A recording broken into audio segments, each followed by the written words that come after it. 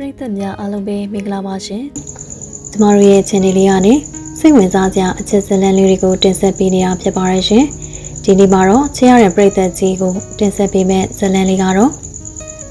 အမုန်းတွေကြားကချစ်စနီးငယ်ဆိုတဲ့ဇာတ်လမ်းလေးကိုတင်ဆက်ပေးမှာဖြစ်ပါတယ်ရှင်။ပရိသတ်များအားလုံးလိုက်ပါလို့နားဆင်ပေးပါအောင်ရှင်။ဇာတ်လမ်းလေးမစသေးခင်မှာတော့ကျမတို့ရဲ့ channel လေးကို like and subscribe လုပ်ပေးပြီးဘေးက notification ခေါင်းလောင်းလေးနှိပ်ပေးတော့ပါအောင်ရှင်။ချစ်ရတဲ့ပရိသတ်များအားလုံးကိုကျေးဇူးတင်ပါတယ်ရှင်။ဇာတ်လမ်းလေးကိုခုပဲစတင်လိုက်ပါပြီ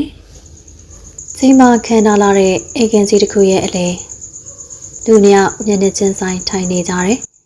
ဘေးဆိုပါမှာတော့စူးရိမ်ပူပန်မှုတွေနဲ့ထိုင်နေတဲ့အမျိုးသမီးတူ။ဒယ်ရီကျွန်တော်အဲ့မိန်းကလေးကိုလက်မထပ်နိုင်ဘူး။မင်းကသူ့ကိုဘာကြောင့်လက်မထပ်နိုင်တာလဲ။ကျွန်တော်မှချစ်ရပြီလက်ထပ်ဖို့ရည်ရထားတဲ့သူရှိရတဲ့ဒယ်ရီ။ဦးသူတိုင်းဒီကိစ္စကိုကြိုသိနေတဲ့အတွက်အေးစေးစွာပဲတားပြစ်သူကောင်းသခင်ကိုကြည်လိုက်တယ်။တည်ငြိမ်တဲ့လေးတန်းနဲ့နင်းမှာချစ်ရတဲ့သူရှိနေရပဲဖြစ်ဖြစ်လက်ထပ်ဖို့ရည်ရထားတဲ့သူရှိရပဲဖြစ်ဖြစ်အခုငါစီစဉ်ထားတဲ့လက်ထပ်ပွဲကိုမင်းလက်မခံလို့မရအောင်ငါတို့နှစ်ဖက်မိဘတွေအားလုံးပြောဆိုတိုင်ပင်ပြီးပြီငါတို့မျက်နှာပြအောင်လုပ်ဖို့မစင်စားနဲ့ဒယ်ရီကျွန်တော်လက်မခံကောင်းသခင်ငါမင်းကိုနှစ်ခါသုံးခါမပြောချင်ဘူးအဲ့ဒီမိန်းကလေးကိုမင်းလက်ထက်ရမယ်မင်းငါပြောတဲ့အတိုင်းလုပ်ရင်လုပ်မလုပ်ရင်ငါ့ကိုအဖေလို့ခေါ်ကြအကြောင်းမရှိတော့ဘူးမင်းကိုအမွေပြက်ဆုံးလုပ်ပြစ်မယ်ဘေးဆိုပါမှထိုင်နေတဲ့အမျိုးသမီးကညနာလုံးဝပြန်ရင်သွားတယ်အော်အကူသားကိုဘယ်လိုပြောရတာလဲစုမင်းဝင်ပါကြမလို့ငါတို့သားကအခုလိုကောင်းမှပြီစိုးသွမ်းနေတာမင်းအဖြစ်လည်းမကင်းဘူးဒါပေမဲ့ကိုရဲ့သားမအဲ့မိန်းကလေးကိုလက်မထက်ချင်တာစုစပယ်မင်းမဒီအိမ်ကမထွက်သွားခြင်းအေးဆေးနေတာကောင်းပဲဦးသူရင်ရဲ့တင်ငိမ်ပြတ်သားတဲ့စကားကြောင့်ဒေါ်စုစပယ်ညံတာမကောင်းစွာနဲ့ဘာမှပြန်မပြောတော့ဘူးဒါရင်ကျွန်တော်ကြောင့်နဲ့မိမိကိုအဲ့လိုမပြောပါနဲ့မပြောခိုင်းစေခြင်းမင်းငါညံတာကိုပြတ်အောင်လုပ်ဖို့မစင်စားနဲ့တေချာရေးချယ်ဆုံးဖြတ်အေးငါစကားကိုလွန်ဆန်လို့ကတော့မင်းနဲ့မကောင်းမင်းအမေပါမင်းနဲ့တူတေပေါ်ကနေဆင်းသွားရမယ်ဖခင်ဖြစ်သူပြောရင်ပြောတဲ့အတိုင်းလှုပ်ထတာကိုသိရဲ့ကောင်းသခင်ရေးချယ်စရာမရှိဘူးနောက်ဆုံးဆုံးဖြတ်ချက်တစ်ခုကိုချလိုက်တယ်ဒယ်ရီစီစဉ်ထားတဲ့အတိုင်းကျွန်တော်လက်ထပ်မယ်ဒါပေမဲ့နောက်ထပ်မိမိကိုပြဿနာတွေထပ်မရှောင်လို့ကြိပေးပါဥသူတိုင်းတစ်ချက်ပြောလိုက်တယ်အေးမင်းသာငါပြောတဲ့အတိုင်းသိချလို့ရင်မင်းတောင်းတဲ့ကြိကိုလည်းငါပေးနိုင်တယ်မနေ့ဖန်ကြရင်သွားစိတ်ဆက်တောင်းရဖို့မင်းစိတ်ကိုအသင့်ပြင်ထားပါကောင်းသခင်ပြောပြီးတော့အပေါ်တက်ကိုတင်းငိမ်အေးစေးစွာတက်သွားတဲ့ဥသူရင်းဒေါ်စုစပယ်သားအတွက်ကုမပြောပေးနိုင်လို့စိတ်မကောင်းဖြစ်မိပေမဲ့သူမကိုယ်တိုင်ကခင်ပွန်းဖြစ်သူအမေကိုမလွန်ဆန်ဝင်တာကြောင့်သားလေးကိုဘလို့စကားဆိုပြီးနှစ်သိရမယ်မသိဘူးမမေပင်ပန်းနေပြီမလားသွားအနားယူတော့လေသားမမေအတွက်ကြောင့်နဲ့ဘာလို့ကျွန်တော်အဆင်ပြေပါတယ်မမေဘာမှစိတ်မပူနဲ့သားကိုကြည့်လိုက်တော့သူမကိုအားတင်ပြီးပြုံးပြနေတယ်သားအဆင်ပြေသွားပါပါလို့စိတ်ထဲပြောရင်ပြန်လဲပြုံးပြကအင်းမသားရဲ့မမေအရင်အပေါ်တက်နေတော့မယ်နော်ဟုတ်ပြီမေစောစောအနားယူတော့သားလဲညနေတဲ့အထိအကြာကြီးမနေနဲ့တော့မမေစိတ်ပူတယ်ကောင်းသခင်ထိုင်ရာကထားလိုက်ပြီးမိမိကိုဖတ်လိုက်တယ်စိတ်မပူရနဲ့မိမိသားအကြာကြီးမနေပါဘူးအရင်တက်တော့နော်ဟုတ်ပါပြီသားရဲ့မိခင်ဖြစ်သူအပေါ်တက်သွားတော့ကောင်းသခင်အစောကအပြုံးလေးပျောက်ကွယ်သွားပြီးစိတ်ပင်ပန်းစွာနဲ့စူပါပေါ်လှည့်အိတ်လိုက်တယ်ကောင်းချစ်ရသူမိန်းကလေးကိုလက်တွဲပြုတ်ပြီးမချစ်မနစ်သက်တဲ့တခြားမိန်းကလေးတူနဲ့လက်ထရမကိုစိတ်မောနေပြီးတယ်တစ်ချိန်တည်းမှာပဲသူလက်ထရမဲ့မိန်းကလေးကိုလည်းစိတ်ထဲမှာမုန်းတီးသွားမိတယ်အဲ့ဒီချိန်ပြောထွက်သွားတာကမင်းဒါရီတက်ပြန်ပေးဆက်ရမယ်နှင်းစီချွေတစ်ဖက်ကနှင်းစီချွေဆိုတဲ့မိန်းကလေးကတော့ဒီလိုအကြောင်းတွေကိုမသိဘူးသူမငယ်ငယ်ကလေးကတိတ်တကူချစ်ခဲ့ရတဲ့ကိုကိုနဲ့မနှက်ပြန်စီဆက်ရမှာကိုတွေးအိမ်မပြောနိုင်ဘူးသူမဘွားကကိုကိုနဲ့လက်ထပ်ပြီးရှေ့လျှောက်အနာဂတ်အိမ်တောင်ကြီးကကိုကိုနဲ့သားစုအမြဲတာယာအေးချမ်းလိမ့်မယ်လို့ပဲတွေးထင်နေမိတယ်ကိုကိုကသူမတို့ငယ်ငယ်တုန်းကလိုပဲသူမကိုချစ်လောက်မှာပါလို့တွေးလိုက်တယ်ဒါရီဟာသူမအတွေ့အကြုံဆိုတာအနာဂတ်ကိုသာကြုံမြင်နိုင်စမ်းသိခဲ့ရင်သူမငယ်စဉ်ကတိတ်တကူချစ်ခဲ့ရတဲ့ကိုကိုနဲ့မိဘချင်းသဘောတူပြီးလက်ထပ်ပေးမယ်လို့သိလိုက်ရတဲ့အချိန်မှာသူမအရန်ကိုပျော်ရွှင်သွားခဲ့မိတယ်။ဒါပေမဲ့သူမအပေါ်ကိုကိုရဲ့ခံစားချက်တွေသဘောထားတွေကဘယ်လိုလဲဆိုတာသိလိုက်ရတဲ့အချိန်မှာသူမဘယ်လိုဖြစ်သွားမလဲ။သူမဘာဆက်လုပ်မှလဲ။နှင်းစီချွေသူမမှန်ရှိမှထိုင်နေတော့ပခုံးကအထီတွေကြောင့်လှည့်ကြည့်လိုက်တော့မိမိဒေါ်သိခွပန်းတွေအောင်ရှင်ပုံဝန်ဆက်လေးနဲ့ရှင်းရှင်းလေးလှနေတဲ့သမီးလေးကိုကြည့်ပြီးလက်ထပ်ပေးရမှာကိုနှမျောမိတယ်။သမီးလေး အစင်သင့်ဖြစ်ပြီလားအောက်ထပ်မှာမောင်ကောင်းခင်တို့ရှောင်းနေတယ်ဟုတ်မမေသမီးလိုက်လာခဲ့မဲ့မမေအရင်စင်းနေပါအဲ့ဆိုမမေအောက်မှာစောင့်နေမယ်နော်ဟုတ်မမေအခန်းထဲကထွက်သွားတော့သူမမှန်ရှိထားရလိုက်တယ်ကိုနဲ့တွေ့ရတော့မယ်ဆိုတာကိုစိတ်လှုပ်ရှားနေမိတယ်အိတ်ဆက်နေတဲ့သူမလက်ချောင်းလေးကိုဖွားဖွားဆုပ်ကိုင်းပြီးအပြုံးဘက်တစ်ခုကိုပတ်စင်တယ်အောက်ထပ်ကိုဆင်းလာခဲ့တယ်လေကတဲ့တဝက်သားအယောင်အိတ်ခန်းကိုလှည့်ကြည့်လိုက်တော့ကိုရဲ့အေးဆက်တည်ငြိမ်ပြီးချုံမောနေတဲ့မျက်နှာကိုပထမဆုံးတွေ့လိုက်ရတယ်ဟမ်ကိုကမပြုံးတာတော့မှချောနေလိုက်တာသူမစိတ်ထဲကသာပြုံးလိုက်ပြီးငကိုကထက်ချစ်စရာကောင်းအောင်ပြုံးလိုက်တယ်စိတ်လှုပ်ရှားစွာနဲ့တဖြည်းဖြည်းဆင်းလာခဲ့တယ်ကောင်းသူမကိုမြင်လိုက်ရတော့ပုံအေးဆက်သွားပြီးအကြည့်ကိုချက်ချင်းလွှဲဖယ်လိုက်တယ်အမတ်မထင်မျက်လုံးချင်းစုံမြင်တောင်သူ့ရဲ့အေးဆက်တဲ့အကြည့်တွေကသူမရဲ့ကိုစိတ်ဝင်စားမှုမရှိဘူးကောင်းတဲ့ချွေရဲ့စိတ်ဆက်ပွဲနဲ့လက်ထပ်ပွဲကတလားအတွင်မှာပဲအားလုံးပြီးစီးသွားတယ်ချွေဒီနေ့ကိုအိမ်ကိုပထမဆုံးပြန်ရောက်တဲ့နေ့မှာငယ်တုန်းကတနေ့တစ်ခါကိုစီလာလဲဖူးပေမဲ့နောက်ပိုင်းဖိဖိအလုပ်ကိစ္စပြောင်းရွှေ့မှုကြောင့်ကိုနဲ့မတွေ့ခဲ့ရတာ10နှစ်လောက်ရှိပြီဖြစ်တယ်။သမီးချွေဒီနေ့တနေ့ကုန်လုံးပင်ပန်းနေရောပေါ့အပေါ်မှာသွားအနားယူလိုက်တော့နော်။ဒါကခဏနေစို့ရောက်တော့မှာပါ။ဟုတ်မေမေသူမအပေါ်တက်လာပြီးကိုခန်းတဲ့ရောက်တော့ပန်းချေထားတဲ့သူမတို့မင်္ဂလာကတင်ပေါ်ပင်ပန်းစွာထိုင်လိုက်ပြီးလက်ထပ်ပွဲမှာကိုသူမပေါ်အေးဆက်ဆက်အပြုံမှုတွေကိုတွေ့ရင်စိတ်ထဲမတင်မကြဖြစ်မိတယ်။အော်ငါစိတ်တင်လို့ဖြစ်ပါပါလေ။သူမအတန်ထွက်ပြောပြီးဝတ်စုံကိုချုပ်ပြီးတော့ရေချိုးကန်တဲ့ဝင်လာခဲ့တယ်။ကောင်းသခင်ကတော့လက်ထပ်ပွဲပြီးတာနဲ့တငယ်ချင်းတွေနဲ့အတူပါသွားတယ်။အခုအချိန်ထိပြန်မလာသေးဘူး။သူမထိုင်ဆောင်နေတာည7:00နာရီပဲထူတော့မယ်။ကိုဘာလို့အရန်နောက်ကျနေရလဲမသိဘူး။သူမစူးရီစွာပြောပြီးမကြားချန်နဲ့ကာဝင်တန်ကြားရပြီးအိမ်ထဲကိုမူးနေတဲ့ကိုတငယ်ချင်းဖြစ်သူနဲ့တွေ့ပြီးတော့ရိုင်းတိုင်းဝင်လာကြတာကိုတွေ့လို့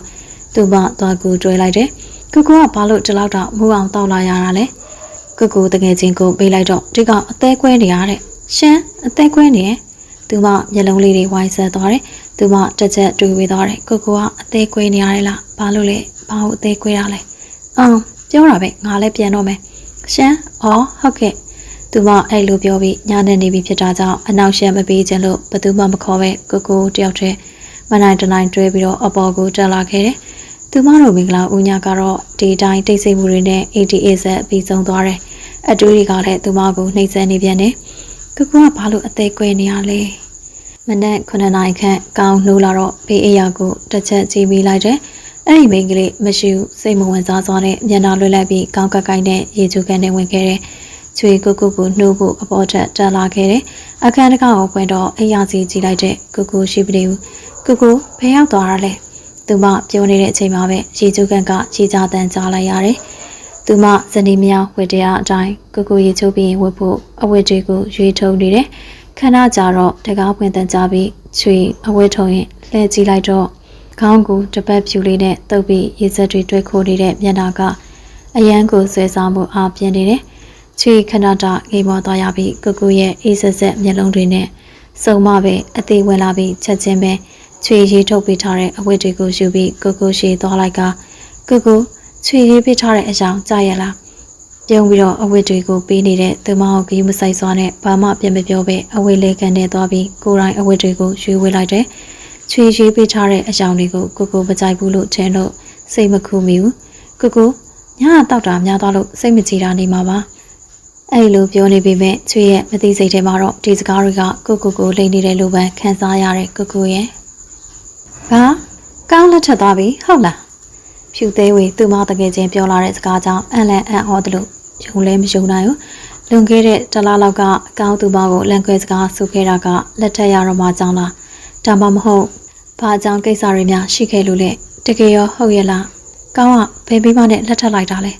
ဲဟုတ်တယ်ဖြူရဲ့ကောင်းဘယ်မိမနဲ့လက်ထပ်လိုက်တာလဲတော့ငါလည်းမသိဘူးဒါပေမဲ့နင်းရဲ့ကောင်းကလေနင်းနဲ့လမ်းခွဲတာတော့ဘလောက်မှမကြသေးဘူးလက်ထပ်သွားပြီတဲ့ငါတော့ကြားရတာဘလို့မှမယုံနိုင်ပါဘူးဟဲ့ဖြူမျက်နှာညှို့သွားတယ်ကောင်းသူမကိုလက်ခွဲစကားဆိုတော့ကလုံးဝလက်မခံခဲ့ဘူးဒါပေမဲ့ကောင်းကသူမကိုအဆက်ဖြတ်သွားခဲ့တယ်အခုကောင်းလက်ထပ်သွားပြီဆိုတဲ့စကားကြောင့်သူမအံ့ဩထိတ်လန့်ရပြန်တယ်ဘယ်လိုပဲဖြစ်ဖြစ်ငါကောင်းကိုလုံးဝလက်မလျှော်နိုင်ဘူးဒီလကုန်တာနဲ့ငါပြန်မယ်ဟမ်ဖြူဒီကအလုပ်တွေလက်စသက်ဖို့အများကြီးလိုသေးရဲ့လေနင့်ဖေကနင့်ကိုပြန်ခိုင်းပါမလား ငါဖေကိုရအောင်ပြောပြီးပြန်ပဲမပြန်ခိုင်းလဲရအောင်ပြန်မယ်ကောင်းတဲ့လက်ထပ်ထားတဲ့မိမကဘာတူလဲဆိုတာငါသိချင်တယ်ချွေကိုကိုအတွက်မနဲ့စာချက်ကျွေးဖို့ဈေးဝယ်ထွက်လာခဲ့တယ်ချွေဈေးလာလားအတန်ကြားဖို့လှည့်ကြည့်လိုက်တော့တငယ်ချင်းမိပွင့်သူအေးဟုတ်တယ်ပွင့်ရဲ့ဒီကိုကိုအတွက်ဟင်းချက်ပြီးမလို့ဒါကြောင့်ချွေကိုယ်တိုင်ဈေးလာဝယ်တာအမလီနော်မိချွေတို့ကတော့ယောက်ျားကိုချက်တက်လိုက်တာပွင့်စကားကြောင့်ချွေပြုံးလိုက်တယ်ဒါနဲ့ပွင့်ရောဘယ်တော့ယူပါလဲနောက်နေ့လောက်မှပါချွေရဲ့ဩအဲ့မှာပွင့်တို့ရတဲ့အချိန်ကျရင်ချွေကိုလည်းဖိတ်အောင်နော်ဖိတ်ပါပေါ့ချွေရလဲချွေတို့လင်များသာဆက်လာခဲ့ပွင့်ချွေဝယ်ကြရှိရတယ်လဲဝယ်ပြီးပြီဆိုတော့အိမ်ပြန်တော့မယ်နောက်အချိန်ရမှပြန်တွေ့ကြမယ်လေဟုတ်ပြီချွေအဲ့ဆိုနောက်မှတွေ့မယ်ချွေစကားစားဖြတ်ပြီးအိမ်ကိုပြန်လာခဲ့တယ်ချွေအိမ်ထဲဝင်တော့မြင်လိုက်ရတာကအိမ်ခန်းစူပါပေါ်မှာခြေချိတ်ထိုင်နေတဲ့ကိုကိုမျက်နှာပေါ်မှာတော့အလိုမကျမှုနဲ့ဒေါသထွက်နေတဲ့အရေးတွေကြောင့်ချွေကိုနာသွားဖို့ခြေလန်းလိုက်တော့မင်းဈေးဝယ်သွားတာရောဟုတ်လို့လားဒါမှမဟုတ်အပျော်သွားရှာနေရလားကိုချွေကိုဘာတွေလာပြောနေရလဲမင်းငါ့ကိုလာမအော်နဲ့ငါဘာပြောနေလဲဆိုတော့မင်းကိုပဲသိပါပေါ့ပြီးတော့ငါ့ကိုကိုလို့လည်းမခေါ်နဲ့ငါမကြိုက်ဘူးချွေလုံးဝစုံအားသွားတယ်ပြောကြစကလုံးတော့ပျောက်ရှာသွားတဲ့ရှင်ထဲမှာလည်းပြုံးမပြတတ်တဲ့ခန်းစားချက်တစ်မျိုးကောင်းဝတိတတိပြုံးလိုက်တယ်စူပါကနေထားပြီးသူမနာကပ်ပြီးပြောလိုက်တာကနောက်ဆိုရင်မင်းတစ်ထက်ပို့ပြီးခန်းစားရအောင်ငါလုပ်ပြမယ်ခုကအစတော့မဟုတ်သေးဘူးချွေနားမလဲနိုင်တဲ့မျက်ဝန်းတွေနဲ့ကိုကြည့်တယ်ဘာလို့လဲမုံလို့ချွေထင်မထားတဲ့စကားကြောင့်မျက်လုံးအင်ကမျက်ရည်ကမပေးခေါ်ပါပဲပေါက်ကနေကြသွားတယ်ကောင်းသူမကိုတလုံးချင်းပြောပြီးတော့အိမ်ပြင်ကိုထွက်သွားတဲ့ကားဆက်နှုတ်ပြီးမောင်းထွက်သွားတယ်ချွေစီချင်းတောင်ကိုစပွဲပေါ်တင်ပြီးကျမ်းပြေပေါ်တပြေးပြေးထိုင်ချလိုက်တယ်မုန်းနေတယ်လားကိုကမမလေးအဆင်ပြေရဲ့လားဘာလို့ကျမ်းပြေပေါ်ထိုင်နေရလဲအိမ်ကူပြီးစဉ်ရဲ့စကားကြောင့်သူမမပြုံးချင်ပေမဲ့အားတင်ပြီးတော့ပြုံးလိုက်တယ်ဘာမှမဖြစ်ပါဘူးပြီးစဉ်ရဲ့မမရဲ့စီချင်းတောင်ကိုယူပြီးချက်ချာရှိတာချက်လိုက်တော့နော်ဟမ်မမလေးဒီအကိုလေးအတွက်ကိုယ်တိုင်ဟင်းချက်ပေးပါစို့စိတ်ပြောင်းသွားရည်လားဒီနေ့မမကိုယ်တိုင်ချက်မယ်လို့စဉ်းစားထားပေမဲ့ကိုကအပြင်ထွက်သွားပြီလေအိမ်မှာမစားဖြစ်လာဘူးထင်ပါတယ်ဟုတ်အဲ့ဒါဆိုရင်မိစဉ်ယူသွားချက်လိုက်တော့မယ်နော်ကိုမနေ့ကလေးကသွားတာည7:00 နာရီတောင်ထိုးတာဖြစ်တယ်အခုထိပြန်မလာသေးဘူးချွေထိုင်ဆောက်ရတာခါတော့ညောင်းလာတယ်ကိုဖေဖေနဲ့မေမေကလည်းမနေ့ကလေးကအလုပ်ကိစ္စတွေနဲ့ခရီးထွက်သွားတယ်အိမ်မှာမရှိဘူးတနာရီထိုးတော့ချွေစုပေါ်အပေါ်မှာကိုစောက်ရက်နဲ့အိပ်ပျော်သွားတယ်အဲ့ဒီညတညလုံးကိုပြန်မလာခဲ့တာကိုတော့ချွေမသိခဲ့ဘူးမိုးကောင်းကင်ဟာတိမ်ညိုတွေဖုံးနေပြီးတခါလက်စစ်လက်လို့မိုးချိန်လိုက်တာလဲမနက်ခင်းနဲ့တော့မတူတော့မိုးကလည်းအညူကြီးစွာနဲ့ရွာသွန်းနေတယ်မမလေးလာနိုးနေတဲ့အတန်ကြားလို့မျက်လုံးကိုမနဲ့အာယူပြီးဖွင့်လိုက်တယ်မိုးလင်းနေပြီမမလေးရဲ့မနက်6 နာရီထိုးနေပြီဟုတ်လားကိုရောပြန်ရောက်ပြီလားအခုလေးပြန်ရောက်သေးပါဦးမမလေးချေဝမ်းနေမှုတွေပြေးသိမ်းသွားတယ်ကိုရဲ့မုံလို့ဆိုတဲ့စကားကိုအထက်ခါနားရဲပြန်ကြားရောက်ပြီးတယ်ခဏနေတော့ပြန်လာတော့မှာပါချွေမျက်နှာတော့တက်လိုက်အောင်မယ်ဟုတ်ကဲ့မမလေးချွေပြောပြီးတော့သူမတို့အခန်းစီတက်လာခဲ့တယ်အခန်းထဲဝင်ပြီးတကားကိုပြန်ပိတ်လိုက်တယ်အဲဒီနောက်အခန်းရန်ကိုမိပြီးတော့ထိုင်နေသူမရဲ့မျက်ရည်တွေကလည်းမိုးနဲ့အပြိုင်အတားစီမရှိစီးကြလာတယ်လက်ထပ်ထားတာအခုမှပူနွေးနေပဲတပတ်တောင်မရှိသေးပဲနဲ့မိမဖြစ်သူကိုတရက်လုံးတညလုံးပြတ်ထားပြီးဘေးကူသွားမဲ့မသိတဲ့ယောက်ျားတစ်ယောက်ကိုအပြစ်မမြင်နိုင်ပဲစောင့်နေတဲ့ချွေရဲ့ဒီနေ့ကိုအိမ်ကိုပြန်မလာတာ3 ရက်မြောက်ရှိပြီချွေကတော့အချိန်တိုင်းကိုမျောနေစေအခုလည်းချန်လေးကတစ်ပင်အောက်မှာစာဖတ်ရင်ကိုပြန်လာမလားလို့ခဏကြည့်ပြီးတယ်ဒါပေမဲ့မိုးသားချုပ်သွားတယ်ကိုကတော့ပြန်မလာသေးဘူး10 နာရီလည်းထိုးပြီဆိုတော့ကိုဒီနေ့လည်းပြန်မလာတော့ဘူးထင်ပါတယ်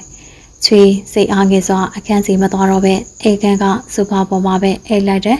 အဲ့ဒါနိုင်ဝက်ခံပဲရှိအောင်မဲ့အိမ်တကာမကြီးကိုလက်ခေါက်နေတာကြောင့်ထားထိုင်လိုက်ပြီးတော့ဘသူတကားလက်ခေါက်နေရလဲတစ်ဖက်ကဘာမှမပြောပဲတကားပဲစက်တိုက်ခေါက်နေတာကြောင့်စိတ်ထဲနည်းနည်းလန့်သွားတယ်ကိုများလည်းမသိဘူးသူကမရေတရေဖွင့်လိုက်တော့တကယ်ကိုဖြစ်နေတယ်ဒါပေမဲ့တော်တော်လေးကိုမူးနေတယ်အပြင်ဘက်ကိုလှမ်းကြည့်လိုက်တော့ကားကိုချမ်းပြက်ဘက်ရပ်ထားခဲ့တယ်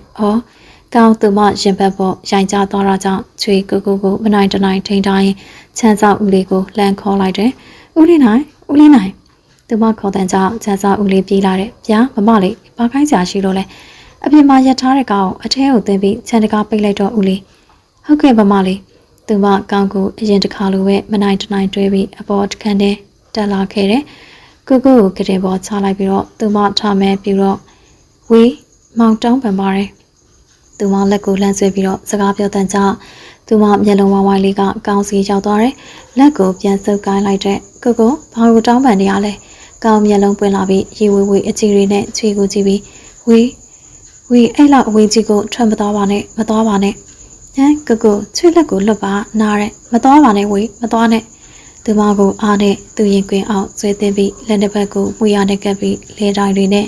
နှကန်းကိုအတင်းလိုက်နှမ်းနေတဲ့ကောင်ဟမ်ကိုအဲ့လိုမလုပ်ပါနဲ့ချွေမကြိုက်ဘူးချွေကိုတခြားတယောက်လိုမြင်နေတာချွေသိတဲ့အတွက်ချွေလက်မခံနိုင်ဘူးဒါပေမဲ့ယောက်ျားတယောက်ရဲ့အားကိုသူမလိုဘေးမသားတယောက်အနေနဲ့ဘလို့အားနဲ့ပြန်တွန်းလိုက်နိုင်ပါလဲကိုရှက်ပါတော့ကောင်းသူမအတန်ကိုလေလူရှူပြီးတော့ရင်စီကျန်သေးတွေကိုအားနဲ့ဆွဲပြုတ်လိုက်တယ်အရက်သေးသွားတဲ့ချွေပါရီနီရဲ့ကုန်နဲ့ကောင်းအတင်းယုံနေတဲ့သူမရဲ့လက်နှစ်ဖက်ကိုလက်တစ်ဖက်တည်းနဲ့ပူချုပ်လိုက်ပြီးကျန်လက်တစ်ဖက်ကသူမခါအောင်ရှူဝင်ပြီးပင်တန်လိုက်တယ်ဖြူထုနေတဲ့ရင်ဘက်နဲ့ရင်ညွန်းတွေကိုမတရားနမ်းနေမိတယ်အဲ့ဒီညကအနံမှုတွေရောချတဲ့ညဖြစ်တယ်လို့သူမအတွက်မျက်ရည်မှုတွေရောချတဲ့ညဆိုလဲမမအောင်ချွေဒီနေ့နိုးလာတာတကူလုံးကြိုက်ခဲနေတယ်ရေချိုးပြီးအဝတ်စားလဲပြီးတော့အောက်ဆင်းလာခဲ့တဲ့မိစဉ်မမဒီနေ့ပတ်ကူပေးရမလဲရပါတယ်မမလေးရဲ့အခုလုပ်နေတဲ့ဟင်းပြီးဘယ်နဲ့စားလို့ရပါပြီအဲ့ဆိုမမထမင်းခူးနေလိုက်တော့မယ်ဟုတ်မမလေးဒါနဲ့အကူလေးကိုရောသွားမလို့တော့ဘူးလားထမင်းစားဖို့ချွေပကံကင်ထားတဲ့လက်တွေရုတ်တရက်ရက်တန်းသွားပြီးညကအဖြစ်ပြက်ကိုတွေးကိုစိတ်ဆိုးမိတယ်ချွေသိတဲ့ကိုချွေကိုမပြင်းပဲတခြားမိမတယောက်လိုမြင်ပြီးဒီလိုလုပ်တယ်ဆိုတာအဲ့ဒီချိန်ဖုန်းလာနေတာကြောင့်ချွေပကံကိုစပွဲပေါ်တင်ပြီးထားသွားကင်လိုက်တယ်ဟယ်လိုသမီးချွေလားမေမေစုပဲပါဒီနေ့မေမေတို့ပြန်လာတော့မလို့ကြိုဖုန်းဆက်တာဒါနဲ့သမီးတားရောအိမ်နေတော့ပဲမေမေဟမ်ဒီကောင်လေးအိမ်နေတော့ဟုတ်လားသမီးသွားမနှုတ်လားခဏနေသွားနှုတ်လိုက်မယ်မေမေဒါနဲ့မေမေတို့ဘယ်ချိန်လောက်ပြန်အောင်မလဲညနေလောက်မှရောက်မယ်ထင်တယ်သမီးရေ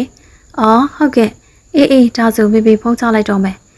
ချွေဖုန်းပြောပြီးအပေါ်တက်ကိုတက်လာခဲ့တယ်ကိုကတော့အခုချိန်ထိမနှုတ်သေးဘူးသူမကတင်ပေါ်တင်ပေါင်းလွှဲထိုင်ပြီးမနှုတ်တော့ပဲကိုရဲ့စေးဆောင်မှုရှိတဲ့မျက်နှာကိုပဲကြည့်နေမိတယ်သူမစပင်လေးကိုနောက်ဘက်မှာစုပြီးတော့ချက်ထားတဲ့လက်ပြက်ရင်စီအင်ကြီးနဲ့ကောင်းဝင်ပြနူးရောင်လေးကိုတွဲဝတ်ထားတဲ့ခြံထဲတစ်ပင်ကြီးအောက်မှာထိုင်နေကြနေရာမှာထိုင်ပြီးစာဖတ်နေတဲ့အဲ့ဒီချိန်အိမ်တဲကားလေးအညူရောင်တီရှင်းနဲ့ပေါင်းပြီးအနက်ဝတ်ဆင်ထားတဲ့ကောင်းချွေရှိရစီကိုဒေါသခြေလန်းတွေနဲ့လာနေတာကိုချွေမသိဘူးမင်းထဆန်းကိုချွေနာတယ်ကောင်းသူမနာရှောက်လာပြီးလက်မောင်းလေးကိုဆွဲပြီးတော့ထားခိုင်းလိုက်တယ်မင်းညတော့ငါမိုးတွေတော့ငါ့ကိုမြူဆွဲခဲ့တာလားကိုဘာတွေပြောနေရလဲချွေဘသူ့ကိုမှမမြူဆွဲဘူးမလိန်နဲ့အမှန်တိုင်းပြောနှင်းစီချွေကိုချွေမလိန်ဘူးအမှန်တိုင်းပြောနေရလက်ကိုလှုပ်ပါတော့နားတယ်မင်းလာခဲ့ဟာကိုကောင်းဆွဲခေါ်ရနောက်သူမပါသွားခဲ့တယ်ဒီမှာအဲ့ဓာတွေကဘာလဲဟမ်ကရင်ဘော်ကသေးစားတွေကိုမြင်ပြီးချွေကိုနားမလဲစောပြန်ကြည့်မိတယ်ကိုဘာဖြစ်ချင်နေရလဲကိုပဲမနေညာသူမစကားထပ်ထွန်းမလာပဲကိုမျက်နှာလွှဲလိုက်တယ်ဘာလဲမင်းကငါအမားလို့ပြောချင်နေရလားကောင်းသူမကိုစစ်ကြည့်ပြီးငါအမားတော့မဖြစ်နိုင်ဘူးမင်းသာငါမူးနေတော့ငါ့ကိုမမြူဆွဲခဲ့ဘူးဆိုရင်ဒီလိုတွေဖြစ်လာကြအကြောင်းမရှိဘူးကိုစကားပြောတာကြည့်ပြောပါချွေးကမြူဆွဲစရာလားကိုကပဲတဝေနဲ့ဘဲကမှမသိတဲ့ဝေဆိုတဲ့နန်းစားကိုချွေးကိုခေါ်ပြီးဒီလိုတွေဖြစ်ခဲ့ရလေဟာကောင်းမဲပြုံးလေးပြုံးလိုက်တယ်မင်းလိုမိန်းကလေးကိုငါကဝေနဲ့မှားစရာအကြောင်းမရှိဘူးဘာလို့လဲဆိုတော့ငါလိုကောင်ကမင်းလိုမိန်းမရဲ့မျက်နှာတော့မမြင်ချင်ဘူးဒါကြောင့်ဒီကိစ္စကမင်းရဲ့အပြစ်ပဲရှင်းလားပြောပြီးထွက်သွားပြီးတော့တကားဆောင်ပေးလိုက်တဲ့ကောင်မငိုနဲ့မိချွေမငိုနဲ့သူမမျက်ရည်တွေကိုတုပ်ပြီးကိုအာတန်ထားနေတယ်ကောင်းသူမနဲ့စကားများပြီးအိမ်ကထွက်လာကြတဲ့ကစိတ်ကမကြည့်ဘူးသူမတဲ့လို့မသိစိတ်ကပြုံနေတရားသိစိတ်ကတော့ညင်းနေစေသူမမြူဆွေလို့ဖြစ်ခဲ့ရတဲ့အမားပဲကောင်းမင်းဘာဖြစ်နေရလဲအောင်ဆိုင်တငယ်ချင်းဖြစ်သူကောင်းကိုကော်ဖီခွက်လာချပြီးဘေးကခုံမဝင်ချိုင်းလိုက်တယ်မနက်10 နာရီလောက်မှဆိုင်တူရဲနေတဲ့ရစိမ့်ဆန်အင်ကိုရုတ်တရက်ရောက်ချလာတဲ့ကောင်းဒေါသထွက်လာပုံနဲ့တပြင်းတခြားဖြစ်နေတာကြောင့်ဆိုင်မေးကြည့်ပေမဲ့အခုချိန်ထိဘာမှမပြောဘာမှမဖြစ်ဘူးဟာမင်းကဘာမှမဖြစ်ဘူးလေပြောသေးရဲ့တပြင်းတခြားနဲ့နေစမ်းမှာကွာငါစိတ်ရှုပ်တယ်အမင်းများမထူနဲ့ကောင်းပြောကြောင့်ဇိုင်းမျက်စောင်းထိုးလိုက်ပြီးအေးပါမမေးတော့ပါဘူးကောင်းသခင်ရဲ့ဒီလိုနဲ့ကောင်းလဲငယ်တငယ်ချင်းရဲ့ဆယ်အိမ်မှာပဲ ကော်ဖီတောက်ရင်အချိန်ဖြုံးနေတယ်လို့စိတ်တွေကလည်းဒီနေ့ကျမှသူမနဲ့ပတ်သက်ပြီးအတွေ့များနေတယ်ညနေ9 နာရီခန့်ဦးသူရိန်နဲ့ဒေါ်စုစပေတို့ခရီးကနေပြန်ရောက်လာကြတယ်ဟဲ့မိစဉ်ငါသားနဲ့ချွေးမရောဘာမှလဲဒေါ်စုစပေခရီးရောက်မဆိုင်သားနဲ့ချွေးမကိုမေးလိုက်တယ်ဦးသူရိန်ကတော့ခရီးပန်းလို့အခန်းနဲ့သွားနာပြီးဖြစ်တယ်အကိုလေးနေ့လေတုန်းကအပြင်ထွက်သွားပါတဲ့တခင်မကြီးမမလေးကလည်းနေ့လေတွေကအပေါ်တက်ကနေအောက်ကိုခုထိဆင်းမလာသေးပါဘူးမိခင်မိစဉ်စကားကြောင့်ဒေါ်စုစပဲစိတ်ထဲဘဝင်မကြဖြစ်သွားတယ်ဘလို့တယောက်ကနေ့လေကလေးကအပြင်ထွက်သွားတယ်နောက်တယောက်ကလည်းနေ့လေကလေးကနေအခုထိအောက်ကိုမဆင်းလာသေးဘူးဟုတ်လားမိစဉ်ဟုတ်ပါတယ်တခင်မကြီးသူတို့ဘာဖြစ်ကြရလဲနင်သိလားမိစဉ်သူဘာနာတူလိုက်ပြီးတော့နေ့လေကအကိုလေးတို့အခန်းကနေအော်တန်ကြားတယ်တခင်မကြီးကြီးရတာစကားများကြတယ်လို့မိစဉ်ထင်တယ်ခါတာတွေတော့အကိုလေးအိမ်ကထွက်သွားတာပဲဒေါ်စုစပဲအပေါ်ထက်ကကောင်းရဲ့အခန်းစီတက်လာခဲ့တယ်အခန်းတကားဖွင့်လိုက်တော့ဂရိန်ပေါ်မှာတစောင်းအိမ်နေတဲ့ချွေးမဖြစ်သူကိုတွေ့လိုက်ရတော့သူမမျက်နှာကအရင်ကားနဲ့မတူပဲပြောင်းလဲတင်မာသွားတယ်လင်းစီချွေထစံအခုချက်ချင်းထစံချွေသူမကိုကိုင်းလုပ်ပြီးနိုးနေတာကြောင့်အစောကငိုထားတော့ရောင်နေတဲ့မျက်လုံးတွေကိုအာယူပြီးဖွင့်လိုက်တယ်ဟမ်မေမေပြန်ရောက်လာပြီလားသူမပါတစ်ဖက်ပူကနေဖြစ်သွားတယ်ခေါင်းမှာချားလက်ပတ်မူသွားသလိုကိုရဲ့မေမေကသူမကိုပါရိုက်လိုက်တာလားနင်ကအခုချိန်ထိအိမ်နိုင်သေးရလားငါသားကိုနေဘာတွေပြောလိုက်လို့အခုချိန်ထိအိမ်ပြန်မလာရသေးရလဲချွေပါကိုအောက်ကပြီးကိုရဲ့မေမေကိုနားမလည်နိုင်တဲ့မျက်ဝန်းတွေနဲ့ကြည့်ပြီးတော့မေးလိုက်တယ်မေမေဘာလို့ချွေကိုပါရိုက်ရတာလဲချွေပါပြစ်လုပ်ပြီလို့လဲငါသားကိုနေကအိမ်ကနေတနေကုန်ထွက်သွားအောင်လှုပ်လို့ရိုက်တာလေ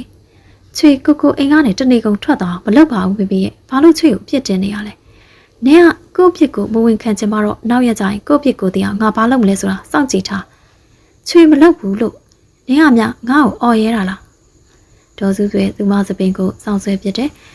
ဒီမှာနှင်းစီချွေနင့်ကိုငါအစကလေးကသဘောကျတာမဟုတ်ငါယောက်ျားမျက်နှာကြောင့်ကောင်းကောင်းဆက်ဆံပေးရအောင်အဟုတ်မှတ်နေနဲ့ပြောပြီးချွေကိုစောင့်တုံးပြစ်လိုက်တော့ကြံပြစ်ပေါ်လဲကျသွားတယ်တထောင်စစ်ပေါ်သွားရတယ်ဒေါ်စုဆွေမဲပြုံပြီးအခန်းထဲကထွက်သွားတယ်သူမနာနေတဲ့တထောင်စစ်ကိုလက်နဲ့အုပ်ပြီးကြံပြစ်ပေါ်ကနေလည်းမှတ်ထားပဲထိုင်မြင်အတိုင်းထိုင်နေတယ်မျက်ရည်တွေကလည်းနောက်တစ်ဖက်ပြန်လဲစီးဆင်းလာတယ်ကောင်းချန်တကားဖွင့်ထားတဲ့အတွက်ကြောင့်ဒီတိုင်းမောင်းဝင်လာခဲ့တယ်လို့ဖေဖေတို့ကားကိုလည်းရက်ထားတာကိုတွေ့လိုက်ရတယ်ကားကိုအိမ်ရှိရက်လိုက်လို့ဆင်းလိုက်တော့အိမ်ထဲကနေထွက်လာတဲ့စီးကျူနေတဲ့မေမေတားတနေ့ကုန်ဖေရီသွားနေရလဲမေမေအိမ်ပြန်ရောက်ကြတဲ့ကတားကိုစိတ်ပူနေရတားတငယ်ချင်းကြီးသွားလိုက်တာဒါနဲ့မေမေတို့ဘယ်ချိန်ကလေးကပြန်ရောက်နေရလဲမကြသေးပါဘူးတားရဲ့အစောလေးကပဲပြန်ရောက်တာဒါနဲ့တားညနေစာစားပြီးပြီလားတားပြင်ကနေစားလာပြီးပြီဖေရောတားဖေကခရီးပန်းလို့အပေါ်တက်နေပြီဟုတ်အဲ့ဆိုမေမေလည်းသွားနားယူတော့လေခရီးကပြန်ရောက်တာမကြသေးတော့ပင်ပန်းနေလောက်ပြီပေါ့တားလည်းအပေါ်တက်နာတော့ပဲအေးတားအပေါ်တက်နာတော့ကောင်းအခန်းတကားကိုဝင်ပြီးတော့ဂရင်ပေါ်ကြည့်လိုက်တော့သူမအိမ်မနေဘူးသူစိတ်ဝင်စားဘူးကားတော်ကိုစပွဲပေါ်ပြတ်တင်ပြီးရေချိုးကန်ထဲဝင်ပြီးတော့ရေချိုးနေလိုက်တယ်ချွေစိတ်ပင်ပန်းနေတဲ့ဖျားခြင်းတို့နဲ့ထိုင်ရကမထားခြင်းတော့လူကနှုံပြီးအိတ်ချင်းပေမဲ့စိတ်ကမအိတ်ချင်းဘူးဘေးမှာကျနေတဲ့စာအုပ်တအုပ်ကိုကောက်ကန်ပြီးဖက်ကြည့်လိုက်တယ်ဝေကြီးတဲ့စာအုပ်အမိကသူမကရောဖေဘွားကဝေကြီးကြောင့်ဒီလိုခံစားနေရတာလေချွေကိုမိကုံပြန်ထုတ်ပြီးတယ်ချွေအမှန်တော့မိုးကျသလိုဖြစ်တယ်စာဖတ်ခံပါသွားထိုင်နေတာဖြစ်တဲ့ဒါပေမဲ့စာအုပ်အမိကသူမကိုအတွေ့ခဏတာများစေတယ်ချွေစာဖတ်ခံနေပါမင်းညာကဘယ်ချိန်အိပ်ပျော်သွားမှမသိဒီမနက်နူးလာတော့ရိုက်ခံထားရတဲ့ပါတစ်ပတ်ကကိုင်းပြီးဆက်တလူနဲ့တထောင်စစ်ကလည်းနေနေနာနေတယ်သူမစာဖတ်ခံကနေထားလာပြီးအိတ်ကန်စီပြန်ဝင်လာတော့ထုံးစံအတိုင်းကိုရှိမနေဘူးဘယ်ထွက်သွားမှမသိထွေရရတွေးမနေတော့ပဲရေချိုးကန်တဲ့ဝင်ခဲ့တယ်တောတိုက်တန်ကိုယူပြီးမှန်ကိုကြည့်လိုက်တော့သူမမျက်နှာမှာခြေရတစ်ခုသွေးအနေငယ်ဆိုပြီးခြောက်နေတယ်ကြည့်ရတာမနေ့ကကိုရဲ့မိသူမကိုရိုက်လိုက်တော့လက်သေးနဲ့ချင်းပြီးသွားပုံရတယ်ချွေဝဲလာတဲ့မျက်ရည်တွေကိုမကြအောင်ထိန်အဝတ်တွေကိုချုပ်ပြီးတော့ရေပန်းအောင်ဝင်ပြီးရေချိုးနေလိုက်တယ်ဝေကခုမှပြပကပြန်ရောက်တာကိုမောင်ကဝေကိုထားပြီးဖယ်သွားမလို့လဲတော်ပြီးနောက်ကနေလက်ကိုဆွဲထားတဲ့ဝေကိုကောင်းကြည့်လိုက်တယ်ဝေမောင်လက်ထပ်ပေးပြီးဆိုတော့ဝေသိလားဝေမျက်နှာညှို့သွားတယ်ဝေသိပါတယ်ဒါပေမဲ့မောင်ကိုအဆုံးရှုံးမခံနိုင်ဘူးဝေစီပြန်လာလို့ရမလားဝေမောင်ကအိမ်တောင်တဲ့ဖြစ်နေပြီဝေစီပြန်လာလို့မရတော့မောင်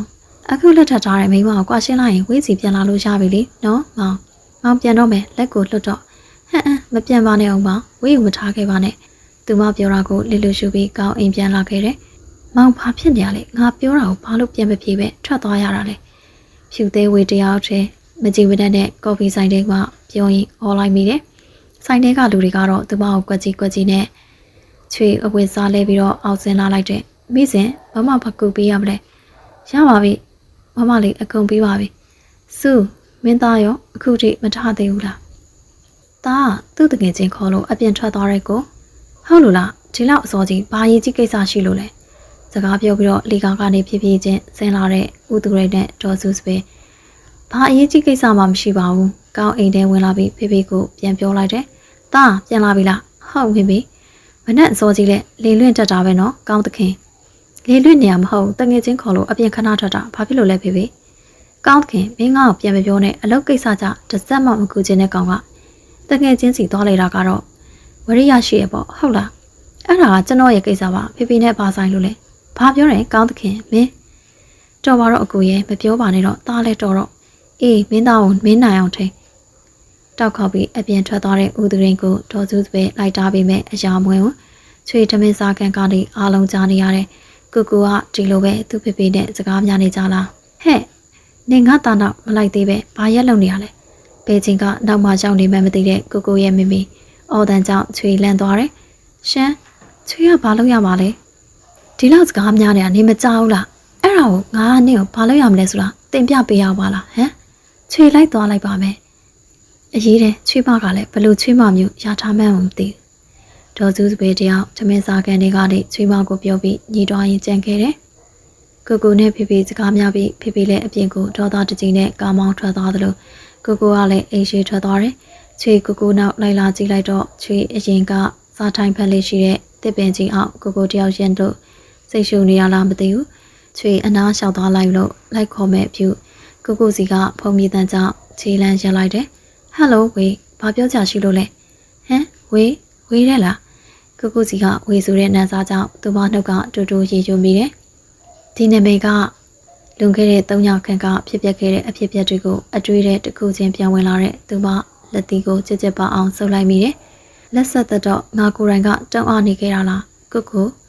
ုအဲ့ဝေဆိုတဲ့နာမည်ကိုခေါ်ပြောနေခဲ့ကြတဲ့ကငါတေချာတွေးခဲ့တဲ့နဲ့သူမစိတ်ထဲကသာပြောနေပြီးတဲ့လက်တွေပါတော့ကိုဘာစကားမှမစိုးဘလို့ဝေအင်းရှင်းရောက်နေတယ်ဟုတ်လားတစ်ဖက်ကဖုန်ချသွားတာကြောင့်ကောင်းစိတ်မရှိစွာကျွတ်တက်လိုက်တယ်နောက်ကိုခြေလန့်လှေးလိုက်တော့သူ့ကိုရက်ပြီးတော့မျက်လုံးဝိုင်းလေးတဲ့ပဝမ်းနေမှုတွေနဲ့ပြေးသိက်ကကြည့်နေတဲ့သူမကိုပြင်တော့ရင်တဲတစ်မျိုးဖြစ်သွားတယ်ဒါပေမဲ့ကောင်းပြောထွက်လာတာကမင်းငါဖုံးပြောနေအောင်ခိုးနှောင်းထောင်နေရလားနှင်းစီချွေဒေါသတန်လည်းမပစိတ်ဆိုးလို့လည်းမဟုတ်ပဲနဲ့ကိုအတန်ကထူဆန်းနေတယ်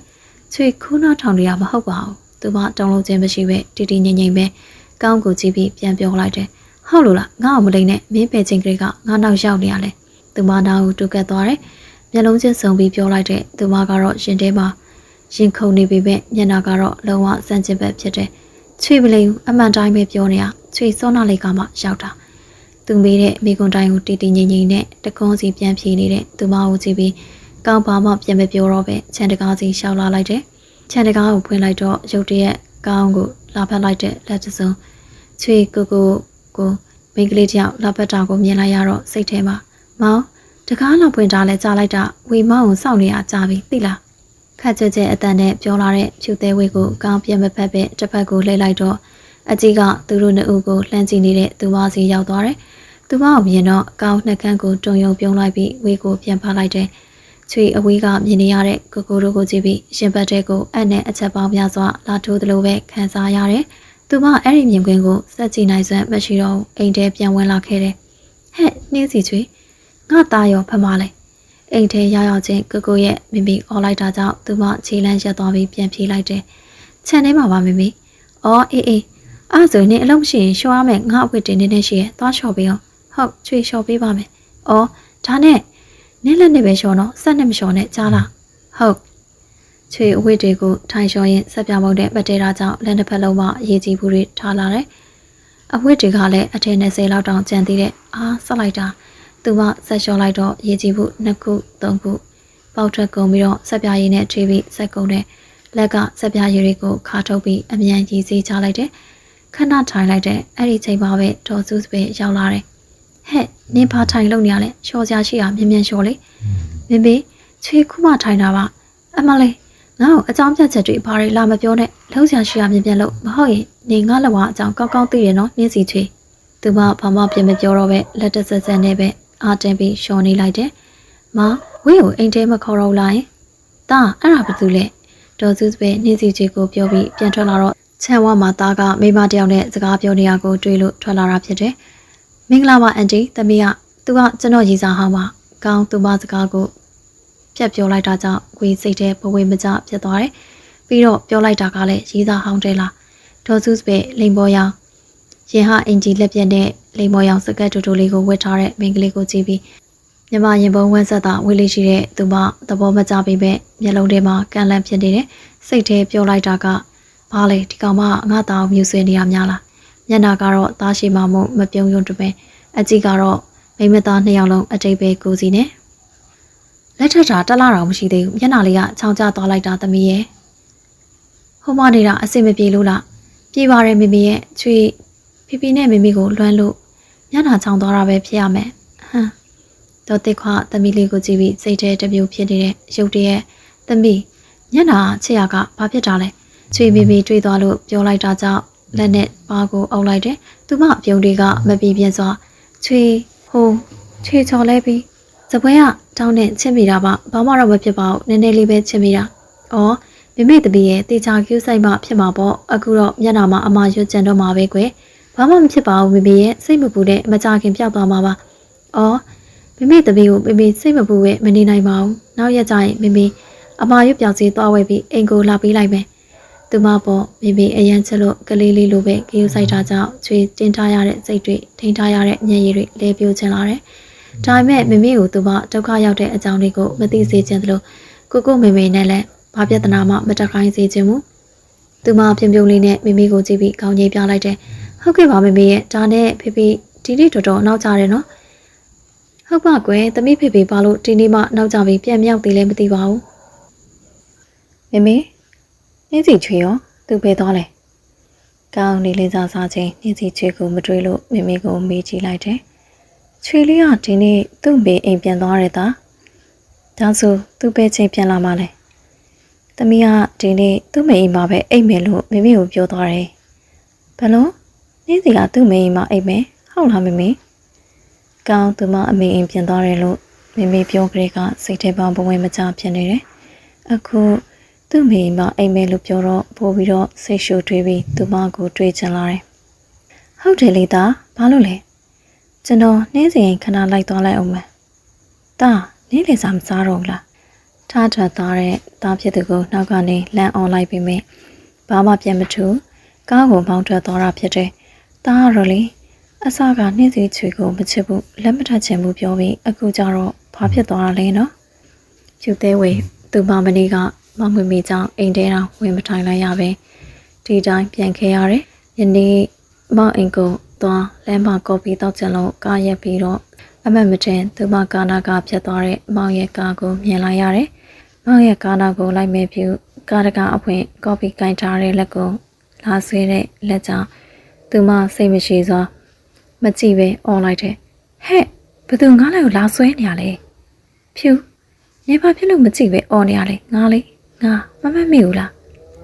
သူမကိုလာဆွဲထားတဲ့လက်ပိုင်ရှင်ကိုကြည့်လိုက်တော့ကြောင်တုံကတငယ်ချင်းမှခိုင်သွဲပဲမောင်ရဲ့ကားကိုပြန်လဲကြည့်တော့မတွေ့တော့မောင်ဘေးကိုသွားတာလေစိတ်ထဲမောင်အကြောင်းအတွေ့ပေါင်းစုံဖြစ်ပြီးတော့ဘေးကတငယ်ချင်းမကိုတော့တတိမရတော့ဟဲ့ဖြူနေပါဖြစ်နေရတဲ့ငုတ်တုတ်မိနေရလားခိုင်သွဲပြန်အောင်မှာပဲသူမအသေးဝင်လာတယ်မဟုတ်ပါဘူးငါစိတ်လေးနေလို့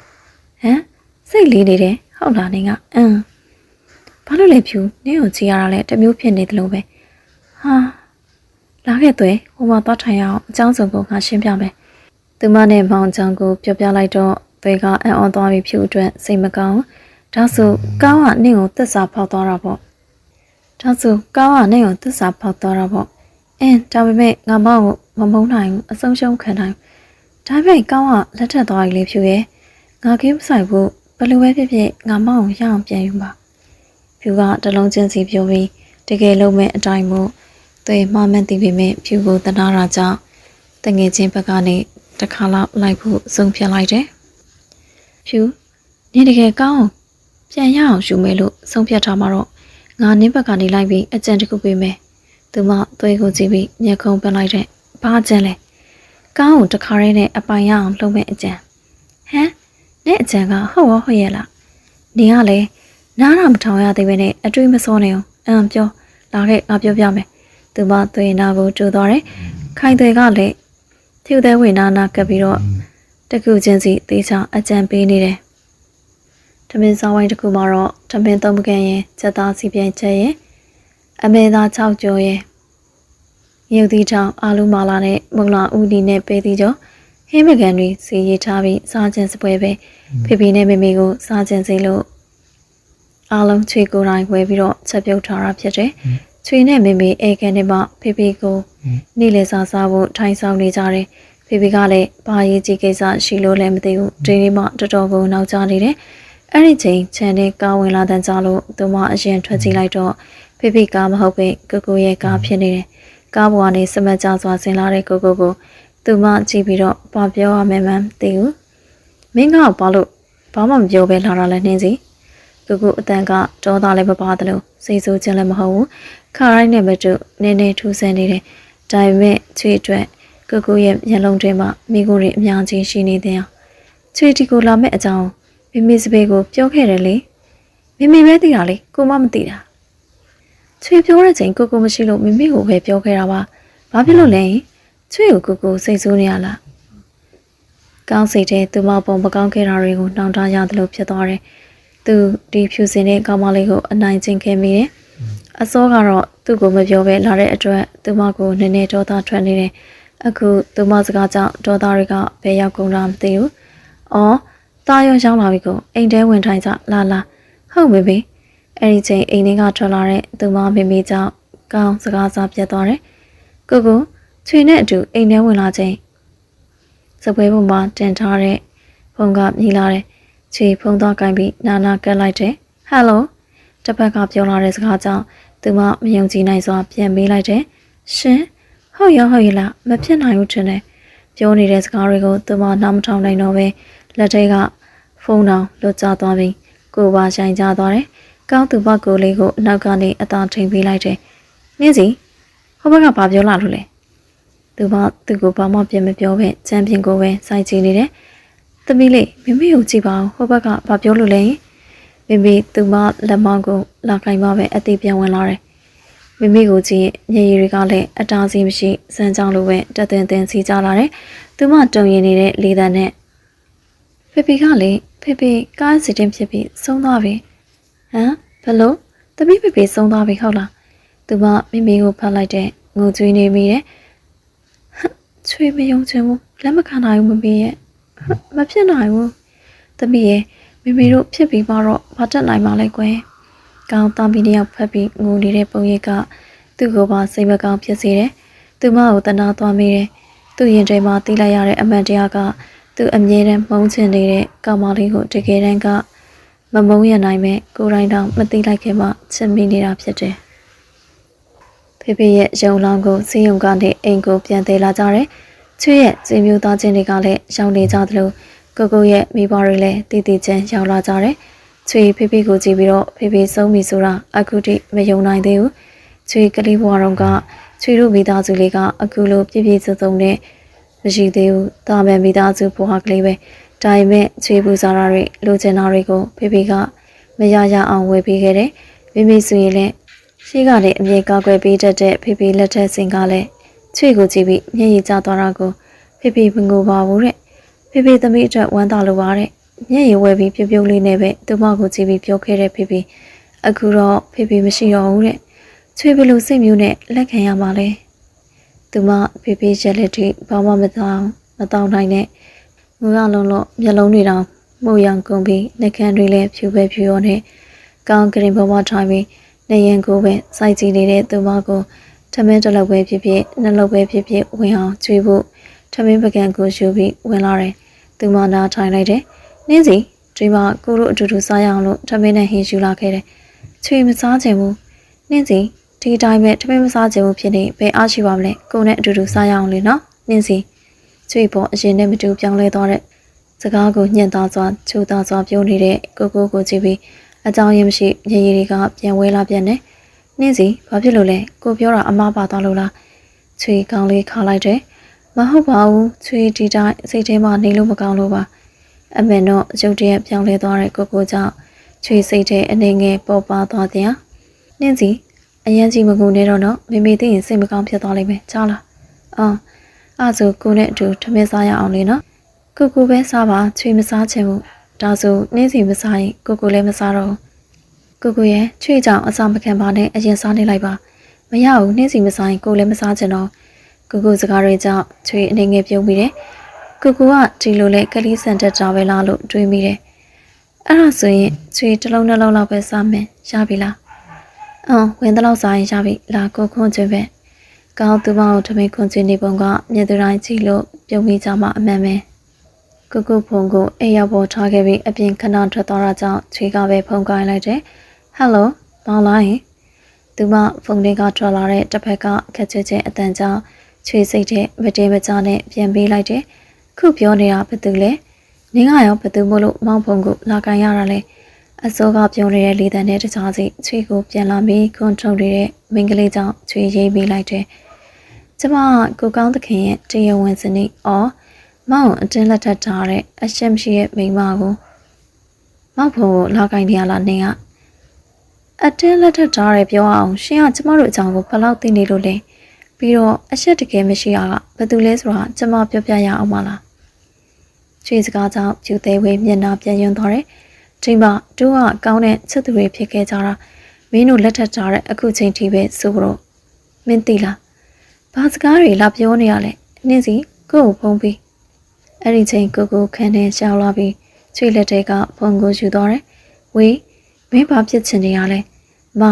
ဝေးကမောင်ရဲ့စနီးကိုစကားကောင်းပဲပြောပြီးမောင်ပဲသွားလဲလို့မေးတာပါအဲ့ဒါကိုသူကဝေးကိုအော်နေတာ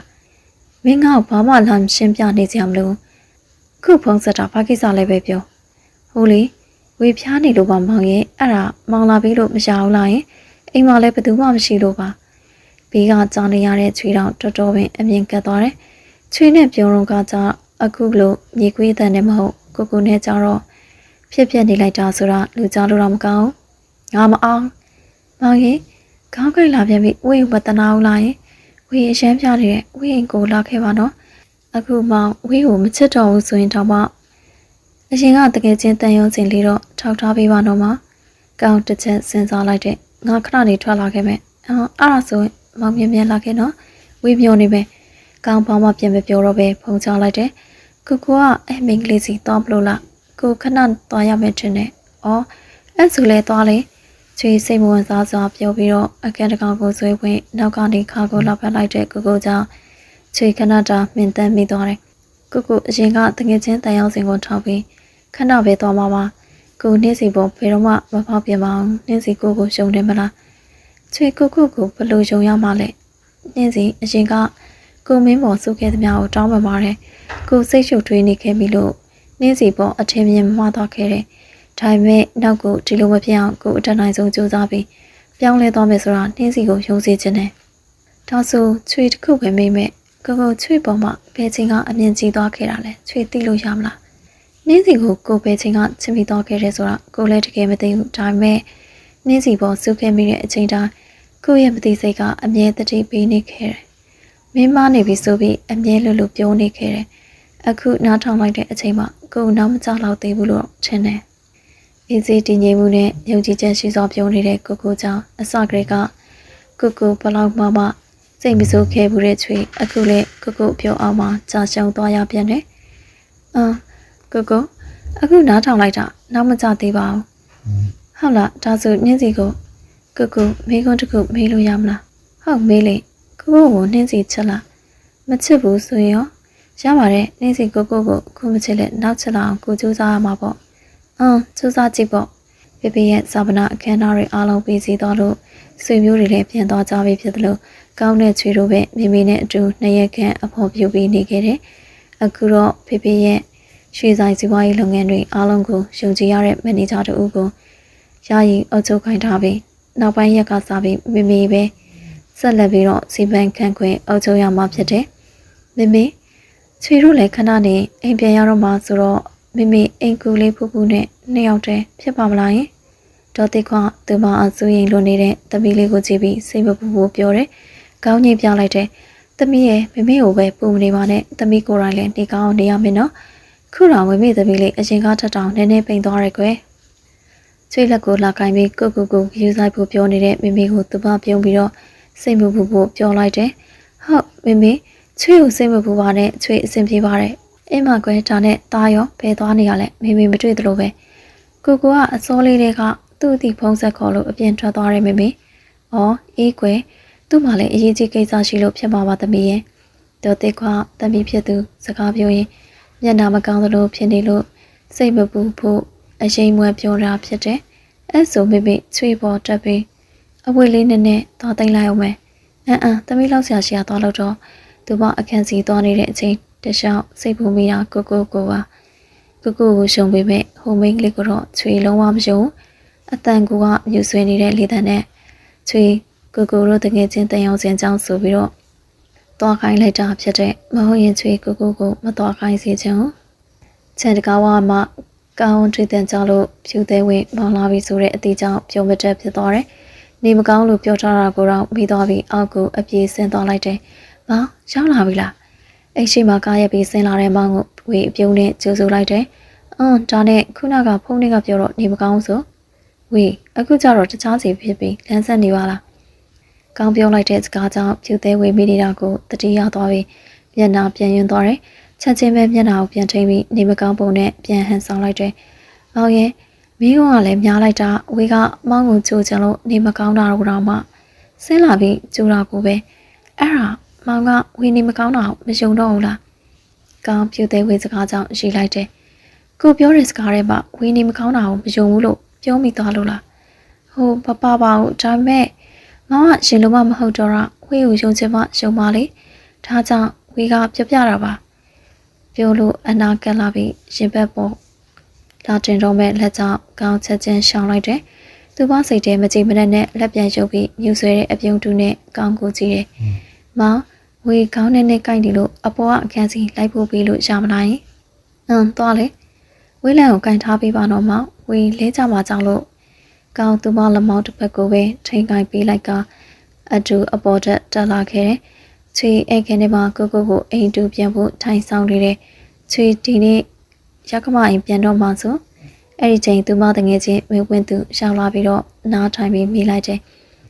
ဟုတ်တယ်ပွင့်ရဲ့အမှန်တော့ချွေလဲမိမိနဲ့နင်းနေကြအတူတူနေပေးချင်ပါသေးရဲ့ဒါပေမဲ့ကိုရဲ့မိမိကပြန်ခေါ်နေလို့လေအဲ့ဒါကြောင့်ဒီနေ့ပြန်ကြမလို့ဟဲ့တော့ချွေရကမကလည်းလွန်လိုက်တာကို့ဖေဆုံးလို့အမေနဲ့တူအဖော်လေး2ရက်လောက်ပဲနေရသေးရဲ့ပြန်ခေါ်နေပြီလားစာနာစိတ်မရှိလိုက်တာပွင့်ရင်အဲ့လိုလည်းမပြောပါနဲ့ပွင့်ပဲငရဲကြည့်နေလိမ့်မယ်မိမိလည်းသူ့တောင်စိတ်ပူလို့နေပါဒါကြောင့်မြန်ပြန်လာခိုင်းနေရချွေကတော့လေငယ်ကလေးကသူများပေါ်အကောင်းမြင်ပေးစိတ်ကအခုချိန်ထိမပြောင်းသေးဘူးဒါပေမဲ့ပွင့်တခုပြောမယ်နော်ပွင့်ကိုစိတ်မဆိုးနဲ့ချွေစိတ်မဆိုးပါဘူးပွင့်ရဲ့ပွင့်ပြောကြရှိရတာပြောပါချွေကိုအာမနာနဲ့တရက်ကပွင့်စုဝယ်ထွက်တော့ချွေရဲ့ရောက်ကမှဒေါ်စုစပယ်ကိုတွေ့ခဲ့တယ်ပြီးတော့သူ့ရဲ့ဘေးနာကလူနဲ့တခုပြောနေရလဲပွင့်မထင်မဲ့ပဲအားလုံးကြားခဲ့ရတယ်အဲ့ဒါကနင်းစီချွေကိုငါသဘောမကျအောင်ကြည့်လို့လည်းမရပါဘူးခဲစပယ်ရဲ့နင်းချွေမလေးကဘာဖြစ်နေလို့လဲဘာဖြစ်ရမှာလဲအတုံးမကျတဲ့အပြင်ငါသားကြိုက်လားမကြိုက်လားမသိပဲအတင်းလက်ထပ်ထားသေးရငါသားမကသူလက်ထပ်ခြင်းနဲ့မိန်းကလေးတက်ရှိပြီးသားဟဲ့အဲ့ဒါကိုနှင်းစီချွေကတမင်တက်ကိုစနိုင်ကြော်သွားတာဟဲဟုတ်လားနင်းချွေမကရေမွန်လေးနဲ့မထင်ရအောင်နော်အေးဟုတ်တယ်ဥသူရင်းကြောင့်နဲ့အဲ့မိန်းကလေးရဲ့မိဘတွေချမ်းသာနေမှုတွေကြောင့်သာငါသိခံနေတာမဟုတ်ရင်သားကလည်းအဲ့မိန်းကလေးကိုချက်တာမှမဟုတ်တာသူ့ဖေးကြောင့်သာသားလက်ထပ်ထားတာငါကလည်းအလိုက်တသိနဲ့ဥသူရင်းရဲ့သားရဲ့အရှိမတော့အဲ့မိန်းကလေးကိုသဘောမကျလဲဟန်ဆောင်ပြီးသဘောကျပြကောင်းပြရတာပေါ့အော်အဲ့လိုဖြစ်နေရလားစပယ်ရဲ့ဖြစ်နေရလားမဟုတ်ဘူးဝိုင်းပါရင်ဖြစ်ကိုဖြစ်နေရနှုတ်မှုဆိုရင်ငါကဒုတိယဇနီးဖြစ်နေတဲ့အတွက်ပထမဇနီးလောက်အချစ်မခံရတော့ငါသာနှင်းစီချွေကိုသဘောမကျကြောင်ပြောလိုက်ငါအတွက်အခြေအနေတွေကမကောင်းတော့ဒါကြောင့်မို့သမီး သမီးနဲ့ပြောနေတာမဟုတ်ရင်အဲ့ကောင်မောင်ငါသားနဲ့သဘောတူကြအကြောင်းကိုမရှိဘူး။ပွင့်ပြောတာကိုကြားလိုက်ရတဲ့ချွေမယုံကြည်နိုင်လောက်အောင်ပဲဘာဆက်ပြောရမယ်မှန်းတော့မသိတော့သူမဒီလောက်တီးခိုင်ခဲ့ပြီးပြောသမျှခိုင်သမျှကိုမငြင်းမညူလုပ်ပေးခဲ့တာတော့မှသူမကိုအသုံးမချဘူး။စလိုက်ကြော်ရဲတယ်လား။ကူကူရဲ့ဘေဘီကပွင့်ပြောပြချက်အရချွေကိုသူပြရဲ့ရှိပါမဟုတ်မမှန်ပြောပြီးအဆက်ခွဲလိုက်တာပဲ။ချွေကိုဒီလောက်ထွေအောင်ပဲငုံနေကြတာလား။စိတ်ထဲမှာသူမရဲ့တိခံမှုအတိုင်းတာကြော်လွန်သွားတယ်။ဒေါသကိုစတင်ပြီးတော့ခံစားလိုက်ရတယ်။ချွေအဆင်ပြေရဲ့လား။ဒေါ်စုစပယ်ကအဲ့ဒီလိုပြောတာကိုကြားခဲ့ရတယ်ဆိုတာတကယ်ပဲလားပွင့်။အစောကနဲ့မတူစွာရုတ်တရက်မျက်နှာနဲ့အတန်ကအစသူမပြောင်းလဲသွားသလိုပ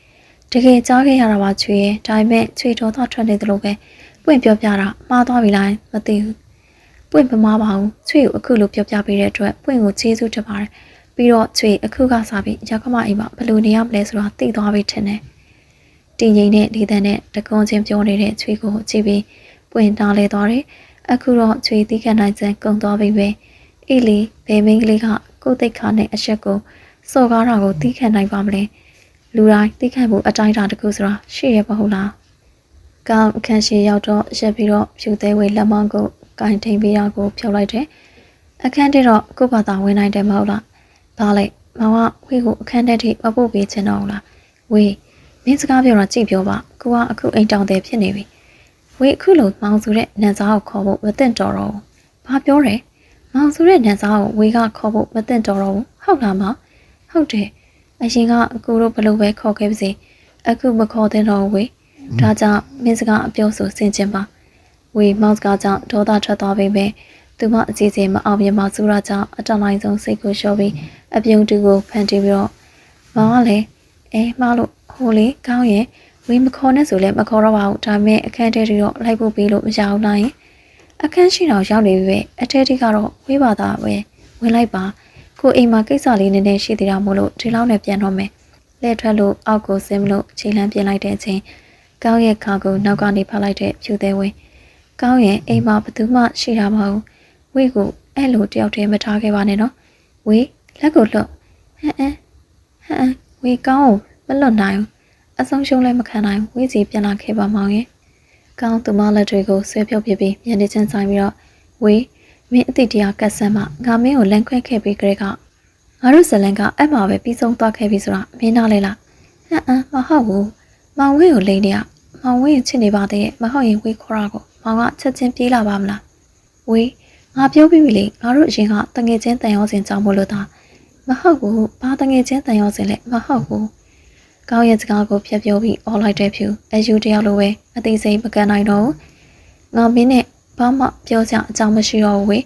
ဒါတငယ်ချင်းတန်ရောစင်ကိုငါနောက်ဆုံးထောက်ထားတာပဲပြောပြီးကောင်းသူမရှိကလွှဲထက်လာတဲ့လေကားပေါ်ကနေဆင်းလာခဲ့တဲ့မယုံကြည်နိုင်ခြင်းနဲ့စွန့်အားစွာကြံ့ရခဲ့တဲ့သူကတော့မျက်ရည်အတော်မတတ်နိုင်စွာမောင်ဝေးကိုအဲ့လိုပဲပြောပါတယ်မောင်ရဲ့ဝေးတောင်းပန်ပါတဲ့ဝေးစီပြန်လာခဲ့ပါမှာနောက်ကနေအော်ဟစ်ပြီးကြံ့နေခဲ့တဲ့သူကိုလစ်လျူရှုပြီးကောင်းထွက်လာခဲ့တဲ့သားတို့ကလည်းဘာလို့ကြားနေရလဲမသိပါဘူးဘေးကနေသားတို့ကိုတမျိုးမျိုးဖြစ်နေတဲ့ဇနီးကိုဥသူရိန်ကြည့်ပြီးဘာမှမပြောချင်တော့ဘယ်နဲ့ကုချီပါတဲ့တောင်အချိန်တစ်ပတ်လောက်ဒေါ်သိခွားနဲ့အတူအဖော်ပြုပြီးနေခိုင်းတာမဟုတ်အခုကျလူကြားလို့မကောင်းတောင်းအောင်စိတ်ဘူးလို့2 ရက်လောက်ပဲနေခိုင်းပြီးချက်ချင်းပြန်လာခိုင်းနေတယ်ဟဲသားတို့ရောက်လာပြီလားအိမ်ထဲအတူတူဝင်လာကြတဲ့ကောင်းသခင်နဲ့နင်းစီချွေဟုတ်ပြန်လာပါပြီနင်းစီချွေဖြေလိုက်တဲ့အကြောင်းဒေါ်စုပဲမျက်နှာတစ်ပြုတ်ဖြစ်သွားတယ်သမီးဖေနာကြီးမှအတော်လေးပင်ပန်းခဲ့ရှာမှာပေါ့မိမိသမီးတို့ကိုအေးလေးဖြောတိုင်းမယ်နော်ကျွန်တော်မတောက်တော့ဘူးမိမိဟုတ်ကဲ့လီမိုရေးအေးလေးဖြောပေးပါနော်မိမိတပြိုင်တည်းမတူညီစွာပြောလာတဲ့ကောင်းတဲ့ချွေကြောင့်သူမချွေမဖြစ်သူကိုခဲမိုးနဲ့တားရှိမှမို့လို့သာစိတ်ထဲမပါတဲ့အပြုံးတူနဲ့အဲဆိုသမီးမိမိကိုနည်းနည်းလိုက်ကူပေးပါလားရပါတယ်ချွေကူပေးရမှာပေါ့ချွေရဲ့အပြုံးတွေစကားပြောတွေကစအရင်ကားနဲ့မတူပြောင်းလဲသွားတာကိုဒေါ်စုပဲမရှိမိဘူးအတူတူမိဖို့ခံနေဝင်သွားတဲ့မိမိနဲ့နင်းစီကိုအခုလိုအဆင်ပြေပြေနဲ့ရှိနေအောင်ကိုကောင်းဝမ်းသာမိတယ်ဖေဖေကျွန်တော်မနေ့ကစားပြီးဖေဖေလုပ်ငန်းတွေကိုလိုက်ကူပေးလို့ရမလားရုတ်တရက်ပြောလာတဲ့စကားကြောင့်ဥသူရိန်သားပြစ်သူကိုမသိငါစွာကြည့်လိုက်တယ်မင်းစိတ်မတောက်လာတာလားဖေဖေကျွန်တော်ဘာစိတ်မှအမှားမတောက်လာပါဘူးအတီးပဲပြောနေတာဒါဆိုငါဘင်းကိုမေးပဲကောင်းသခင်မင်းဘာစိတ်ကူးရိပေါက်ပြီးအလောက်ဝင်ချင်တာလဲ အရင်ကကြတော့ဒီလောက်အလုပ်ဝင်ခိုင်းပြီးအပေါင်ပြောနေရတော့မလုပ်ချင်တဲ့ကောက်ကအခုဘလို့ဖြစ်သွားတာလဲကျွန်တော်ကအခုအိမ်တောင်ကျသွားပြီဆိုတော့အလုပ်တကူကအတီတကျရှိထားတဲ့နဲ့ထင်လို့ဘာဖြစ်လို့လဲဖေဖေကဝင်မလုပ်ခိုင်းစေချင်ဘူးလားဟမ်အဲ့လိုလည်းမဟုတ်ဘူးမင်းမနှက်ဖက်ကစားပြီးဒုခရအနေနဲ့ဝင်လို့နှင်းစီရုတ်တရက်မိဖို့ခန်းတွေကထွက်လာတဲ့ပန်ကွက်ကြောက်ွယ်တန်းကြောင့်ကောင်းသူမကိုစိတ်ပူစွာမိဖို့ခန်းနဲ့အလင်းစလို့ပြေးသွားလိုက်တယ်တွေးလိုက်ရတဲ့မြင်ကွင်းကသူမကပန်ကွက်အကွဲစားရင်းနာလဲကျနေတဲ့မိမိကသူမလက်မောင်းကိုင်ပြီးတော့ထူပေးနေတယ်နှင်းစီဘာဖြစ်သွားသေးလဲဘယ်နားတွေထိသွားသေးလဲကိုနားရဲသူမညာဘက်လက်ပွားနဲ့လက်ကဝင်နာမှာဖန်ခွဲစားတဲ့အနေငယ်ဆိုင်နေတာသူရလည်းအရန်ထွက်နေတဲ့ကောင်းတခင်သူမကိုဝှေ့ချပြီးဘေးဖို့ခန်းတွေကထွက်လာတယ်အဲခန်းတွေကစူပါပေါ်မှာဖြည်းဖြည်းချလိုက်တယ်ကိုဆရာဝန်ခေါ်လိုက်မယ်နော်ခဏလေးစုမင်းတို့အေးတော့ပြောရဲဆိုပြီးတပီးချွေကဘလို့ဖြစ်သွားရတာလဲဒေါ်စုပဲမျက်နှာထိမ်မြစွာပြက်နေပြီဖြစ်သလိုစကားတွေလည်းထက်အားဟိုတမီးချွေကကျမကိုကိုရင်းနဲ့လေမတော်တဆဖြစ်သွားတာပါဒေါ်စုပဲပြောသလိုတကယ်မတော်တဆရောက်ဟုတ်လို့လားချစ်တော်ရောဘလို့ထင်ကြလဲမေပွင့်သူမတငယ်ချင်းကိုပေးထားတဲ့အကြံတိုင်းဖြစ်လာပြီးထင်လို့နေလေတနာရီခန့်ဖြူသေးဝေးအိမ်ကိုထွက်လာခဲ့တယ်ဖြူနေငါပြောတဲ့အတိုင်းလောက်တာအောင်မြင်ခဲ့လားဘဲရတာဘာမှမအောင်မြင်ခဲ့ဘူးဟမ်ဘလို့ဘာလို့မအောင်မြင်တာလဲနင်ကောင်းကငါပြောခိုင်းသလိုစကားကိုချိုးသားပြီးနုရွရလေးတွေပဲပြောဘူးလားငါလည်းအတက်နိုင်ဆုံးအချိုးသားဆုံးပြောတာပဲဒါပေမဲ့ကောင်းကအရင်တုန်းကလိုမဟုတ်တော့ဘူးအချိန်ခဏလေးအတွင်းမှာသူအရန်ကိုပြောင်းလဲသွားပြီငါလည်းဘာဆက်လို့ရမလဲမသိတော့ဘူးစိတ်ပြက်လက်ပြက်ပုံစံနဲ့တငယ်ချင်းကြောင့်ဘာအဲ့ဒါနဲ့ပဲနင်ကသူ့ကိုလက်လျှော့လိုက်တော့မလို့လားငါလည်းမသိတော့ဘူးသူကတခြားတစ်ယောက်လိုဖြစ်နေပြီငါ့ကိုလည်းဂိမ်းမဆိုင်တော့ဘူးဒီအချင်းချင်းမအောင်မြင်တဲ့တခြားအကြံတွေအများကြီးရှိပါသေးရဲ့တငယ်ချင်းရဲ့စိတ်ထဲမကြစမ်းပါနဲ့ဒါဆိုမောင်အရင်တိုင်းပြန်ချစ်လာအောင်ငါဘာလုပ်တင်လဲသွဲကောက်ချစ်တဲ့အကြံစုကိုတခဏလေးစဉ်းစားလိုက်တယ်အေးအခုငါပေးမဲ့အကြံကနေတော့စိတ်ရှိရပဲဘာလို့လဲဆိုရင်အရင်အကြံနဲ့လည်းမတူသလိုလောက်ရောက်ပါလဲခက်လောက်တယ်ရတယ်ဘာမှမဖြစ်ဘူးမောင်ပြန်ရဖို့ဆိုရင်ဘာမဆိုရင်ငါစိတ်ရှိနိုင်တယ်ဘလောက်ပဲခက်ခဲနေပါစေငါရအောင်လုပ်ပါနေ့အကြံကသာဒီတစ်ခါအလုပ်ဖြစ်ပါစေနော်သွဲသူမအခိုင်သွဲကိုအတိတ်ပဲများစွာပါတဲ့မျက်လုံးနဲ့စူးစိုက်ကြည့်လိုက်တယ်အေးပါဒီတစ်ခါမလွဲစေရဘူးစိတ်ချတငယ်ချင်းတယောက်ရှုံးမာတဲ့အတွေ့အကြုံနဲ့မျက်နှာပေါ်မှာကြောက်စရာအပြုံးတွေတွေ့ခိုးနေရကသူမတို့ရုပ်ကလေးနဲ့တော့မလိုက်ပဲဖြစ်ပေါ်နေတယ်လွန်ခဲ့တဲ့တနာရီခန့်ကမိဖို့ခန့်တဲ့သူမဒေါ်စုစပယ်နဲ့အတူအေးပြောကူဖို့ဝင်လာခဲ့တယ်နင်ကငါ့ကိုခိုင်းစားရတယ်ပေါ့လေဟုတ်လား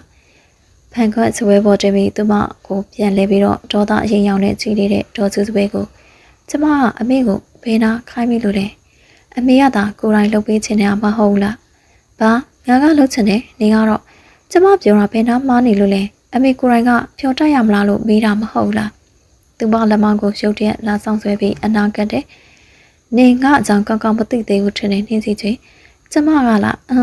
အမေကကျမကိုဘလို့အကြောင်းတွေသိခိုင်းစေခြင်းသေးလို့လဲနှင်းစီချေနင့်ကိုငါချွေးမဆိုပြီးညတာထားတာအကောင်းမမတ်နဲ့ငါဒေါသတွေကိုလည်းလာမစွာနဲ့နော်နင်းကျမကအမေဒေါသတွေကိုလည်းတစ်ခါမှမစွာဘူးသလိုအမေကပဲကျမကိုပြဿနာရှာပြီးဒေါသထွက်နေရပါချွေးကဘာမှတော့မလုပ်ရသေးပါဘူးနင်းငါ့ကိုရွေ့နေရပဲဒေါ်စုပဲသူမကိုတက်တက်စူးစိုက်ကြည့်ပြီးပြောလာတဲ့ချွေးရဲ့စကားတွေကိုသိမခံနိုင်စွာသူမချွေးလေးကိုလက်ပေါင်းကနေစောင်းတွန်းပြလိုက်တော့ဇပွဲကိုခါနဲ့သွားဆောင်ဝေးတယ်ဇပွဲပေါ်တင်ထားတဲ့ဖန်ခွက်လက်ချမ်းပြင်းပေါ်ကြောက်ခွဲပြီးချွေးလေးကလည်းအဲ့လိုအစိမ့်စိမ့်အမောင်ကွဲထွက်သွားတဲ့ဖန်ခွဲစားပေါ်အချိန်မထိန်နိုင်ပဲညာဘက်လက်ကသွားထောင်းပြီးရဲ့လဲကျသွားတယ်ဒါကိုဒေါ်စုပဲကမတော်တဆလို့နာမည်တက်လိုက်တယ်သူမအပြစ်မဟုတ်ဘူးသာအရေးကြီးတယ်လက်ရှိအခုချိန်နှင်းစီလေးဘလို့နေသေးလဲအရန်နာနေသေးလားပတ်တီဖြူစီထားတဲ့သူမလက်ကိုဖောက်ဖောက်ကိုင်းပြီးပေးလိုက်တယ်နာတော့နာတာပေါ့ဒါပေမဲ့ဆောနာကားလောက်တော့အရန်ချိန်မနာတော့မကြခင်သက်သာသွားမှာပါအခုတော့နှင်းစီလေးဘာစားချင်လဲပြောကိုသွားလောက်လာခဲ့မယ်ကိုကဟင်းချက်တက်လို့လားနည်းနည်းချက်တက်တယ်ဆိုပါတော့အဲ့ဆိုရင်ချွေစားချင်တာကစံပြုံးနဲ့လိမ္မော်ရည်အေးလေးနောက်ထပ်ရောဘာစားအောင်လဲဒီနှမျိုးဆိုရပြီတေးကြလားတေးကြတယ်ကောင်းကိုညှိပြပြီးကလေးလေးလိုချစ်စရာကောင်းနေတဲ့သူမကိုကြည့်ပြီးတနာလဲတနာသလိုအရင်လဲအချစ်ပို့လာရတယ်အရင်ကသူမကိုအနိုင်ကျင့်ခဲ့တာကိုကောင်းအတော်လေးနောက်တရမဆုံးဖြစ်ပြီးတယ် သူ့ရဲ့တုံအားတဲ့အတွေ့အကြုံကြောင့်သူမကိုနှာကျဲစေခဲ့ပြီးတယ်။နှင်းစီလေးရဲ့ခေါင်းလေးကိုဖွားဖွားကိုင်းလိုက်ပြီးဒါဆိုခဏလေးစောင့်ကိုမြင်မြန်သွားလုပ်လိုက်မယ်နော်။ဟုတ်ကိုထထွက်သွားတာနဲ့ချွေးမျက်နှာကအပြုံးလေးပြောက်ကွဲသွားတယ်။ထိခိုက်ထားတဲ့လက်ကိုအသက်မရှိတော့တဲ့မျက်လုံးနဲ့ကြည့်လိုက်တယ်။သူမတကယ်ပြောင်းလဲသွားတယ်။အရှင်တုန်းကနူးညံ့သိမ်မွေးပါတယ်ဆိုတဲ့နှင်းစီချွေတခြားတစ်ယောက်ဖြစ်သွားသလိုပဲ။ကိုမျက်နှာကြောင့်ဒေါ်စုစပယ်ကိုဘာမှတော့လုပ်ဖို့အစီအစဉ်မရှိဘူး။ဒါပေမဲ့ဒေါ်စုစပယ်အသိတရားမရပဲသူမကိုဆက်ပြီးတော့အနိုင်ကျင့်မယ်ဆိုရင်သူမလည်းမပြောတတ်ဘူး။ကြည့်ရတာသူမဘယ်မျက်နှာကိုမှထောက်ဖို့အစီအစဉ်မရှိတော့တော့နူးညံ့ပြီးစိတ်ထားကောင်းတဲ့မိန်းကလေးတယောက်ကိုဒေါ်စုစပယ်ရဲ့အတ္တတွေမာနတွေကအခုလိုပြောင်းလဲစေခဲ့တာပဲ။ကိုသွားတာ15မိနစ်လောက်ရှိပြီဖြစ်တဲ့ချွေထွေးနေတဲ့အချိန်တကားပွင့်တဲ့ကြောင့်ကြည့်လိုက်တော့ရောက်ကမပြတ်သူဒေါ်စုစပယ်ဖြစ်နေတယ်။ချွေမျက်နှာလေးကအစောကထက်တီတီတသားတီးသွားပြီးဒေါ်စုစပယ်ကိုဒီတိုင်းကြည့်နေလိုက်တယ်။ဒီမှာနေစောတာကမိဖို့ခံနေကအကြောင်းလေးကိုငါသားကိုပြောရင်ပြောကြည့်နေမင်းရင်ပြောတဲ့နာကိုပြောရမယ်မဟုတ်ဘူးလားဘာကိုစိုးရင်နေရလဲနေငါစကားတွေကိုဖြတ်ပြောပေါင်းများနေပြီတော့နှင်းစီချွေတားကြောင့်နှင်းကောင်ကအလျှော့ပေးထားတာကိုမမေးနဲ့အမေကအလျှော့ပေးထားတယ်ဟုတ်လားဟမ်ကျမကိုအခုချိန်ပါရေးချင်အောင်လို့လာမလုပ်ပါနဲ့ဘာနေကဘသူ့ကိုအားကိုးပြီးငါ့ကိုလာလောင်နေရလဲဟမ်နေကိုနဲ့အရန်ဟုတ်လာပြီထဲနေမနဲ့ကျမကအမေကိုလှောင်နေတာမဟုတ်သလိုကိုလည်းဟုတ်လာပြီမထင်ပါဘူးကျမသိချင်တာကအမေပေးချိန်တုန်းကကျမကိုအလျှော့ပေးခဲ့တာလဲဆိုတာကောင်မပြောလေဆိုလေပါလားကဲဟဲ့ချွေညာလက်ကထိခိုက်ထားတာကြောင့်အချိန်မီမတားနိုင်မဲ့ဒေါ်စုစပယ်ရဲ့လက်ဝါးကသူမပါပြင်ပေါ်ပြင်းစွာကြားရောက်လာတယ်မေမေအဲ့ဒါဘာလုပ်နေရလဲ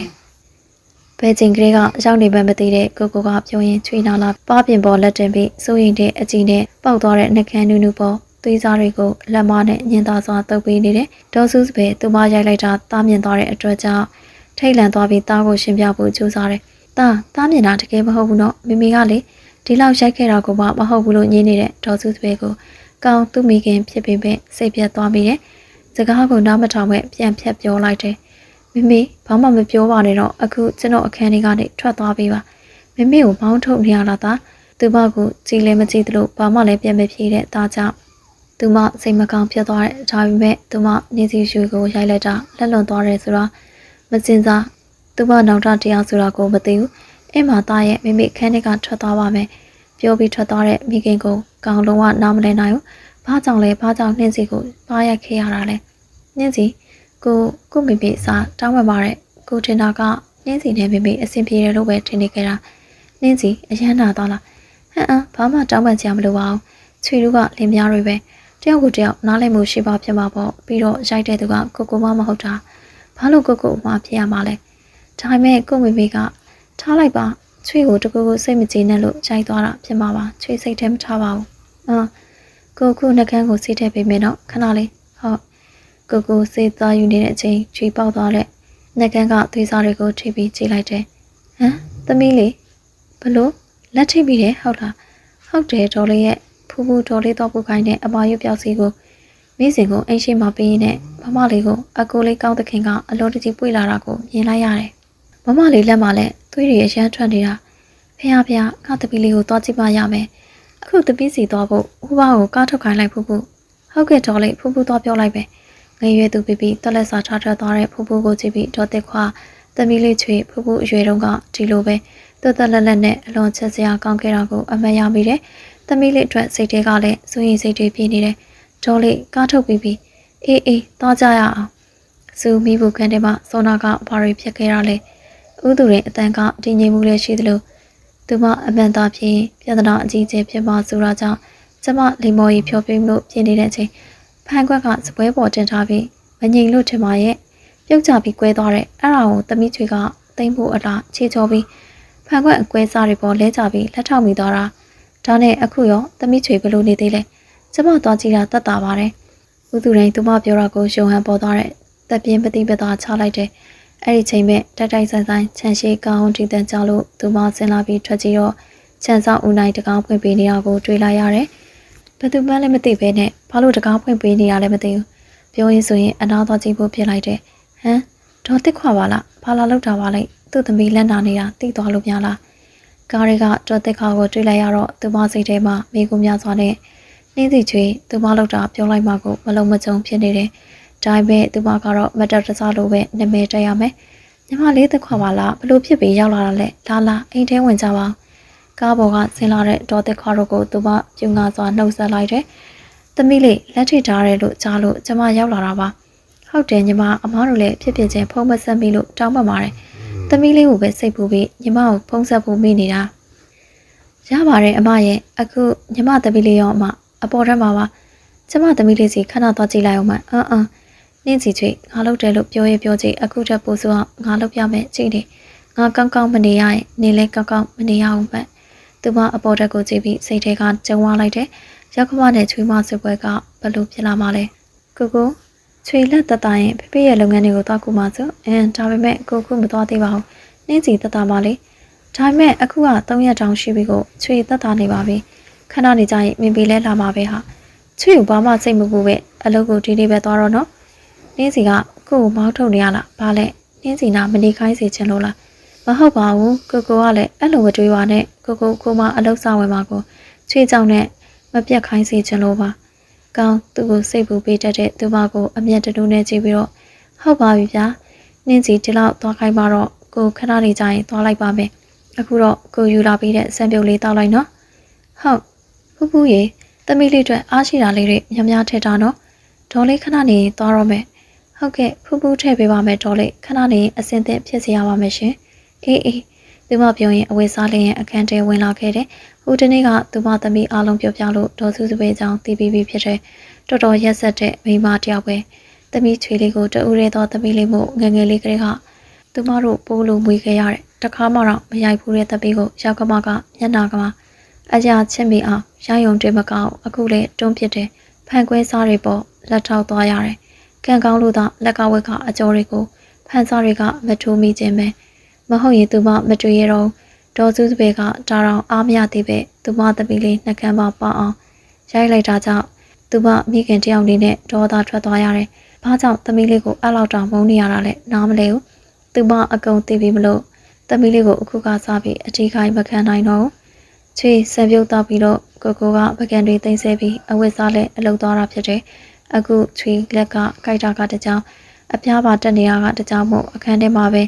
3ရက်လောက်တော့အောက်ထပ်မစင်းပဲကိုကပဲချွေကိုကိုယ်တိုင်ပြုစုပြီးချွေစားချင်တာကိုအပင်ပန်းခံချက်ပြုတ်ပြီးတယ်။အခုနည်းနည်းတက်တာလာတာကြောင့်အောက်ဆင်းဖို့ပြင်ပြီးဆင်းလာလိုက်တယ်။မမလေးဘာလို့အောက်ဆင်းလာလဲဖျားနေရဆို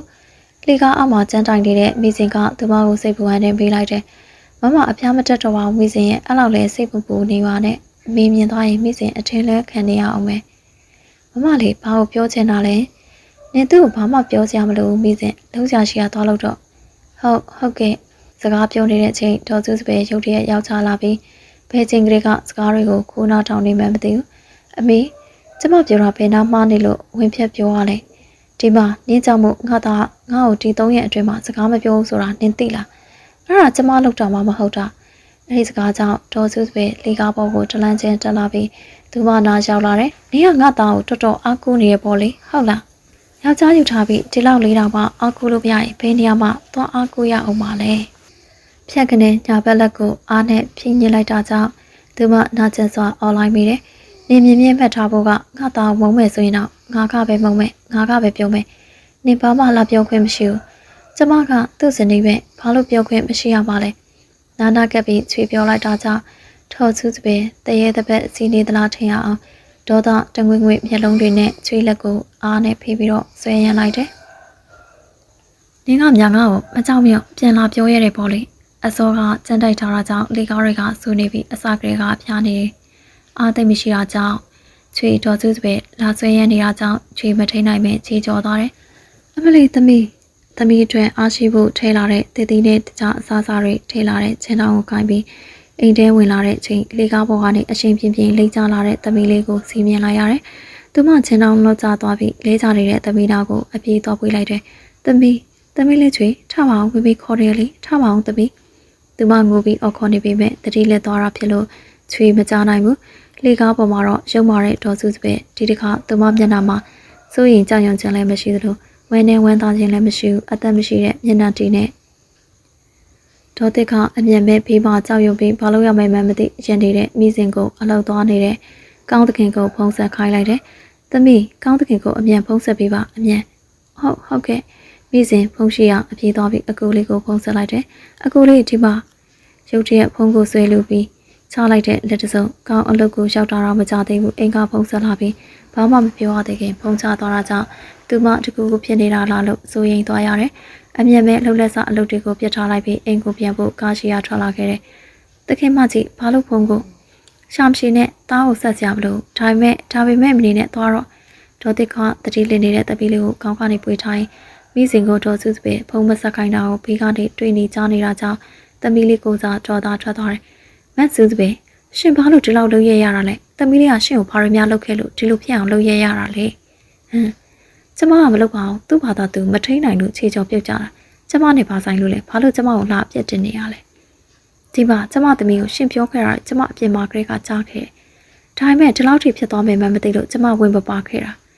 ဒီတော့ရှင်သမီးဘလောက်ရိုင်းလဲဆိုတာရှင်သိပြီရောပေါ့အဲ့ဒါနဲ့မြဘာလို့ကျမရဲ့အပြစ်ကိုပြောချင်ရတာလဲရှင်အပြစ်မဟုတ်လို့ဘသူအပြစ်လဲအခုလေကောင်းသခင်ကို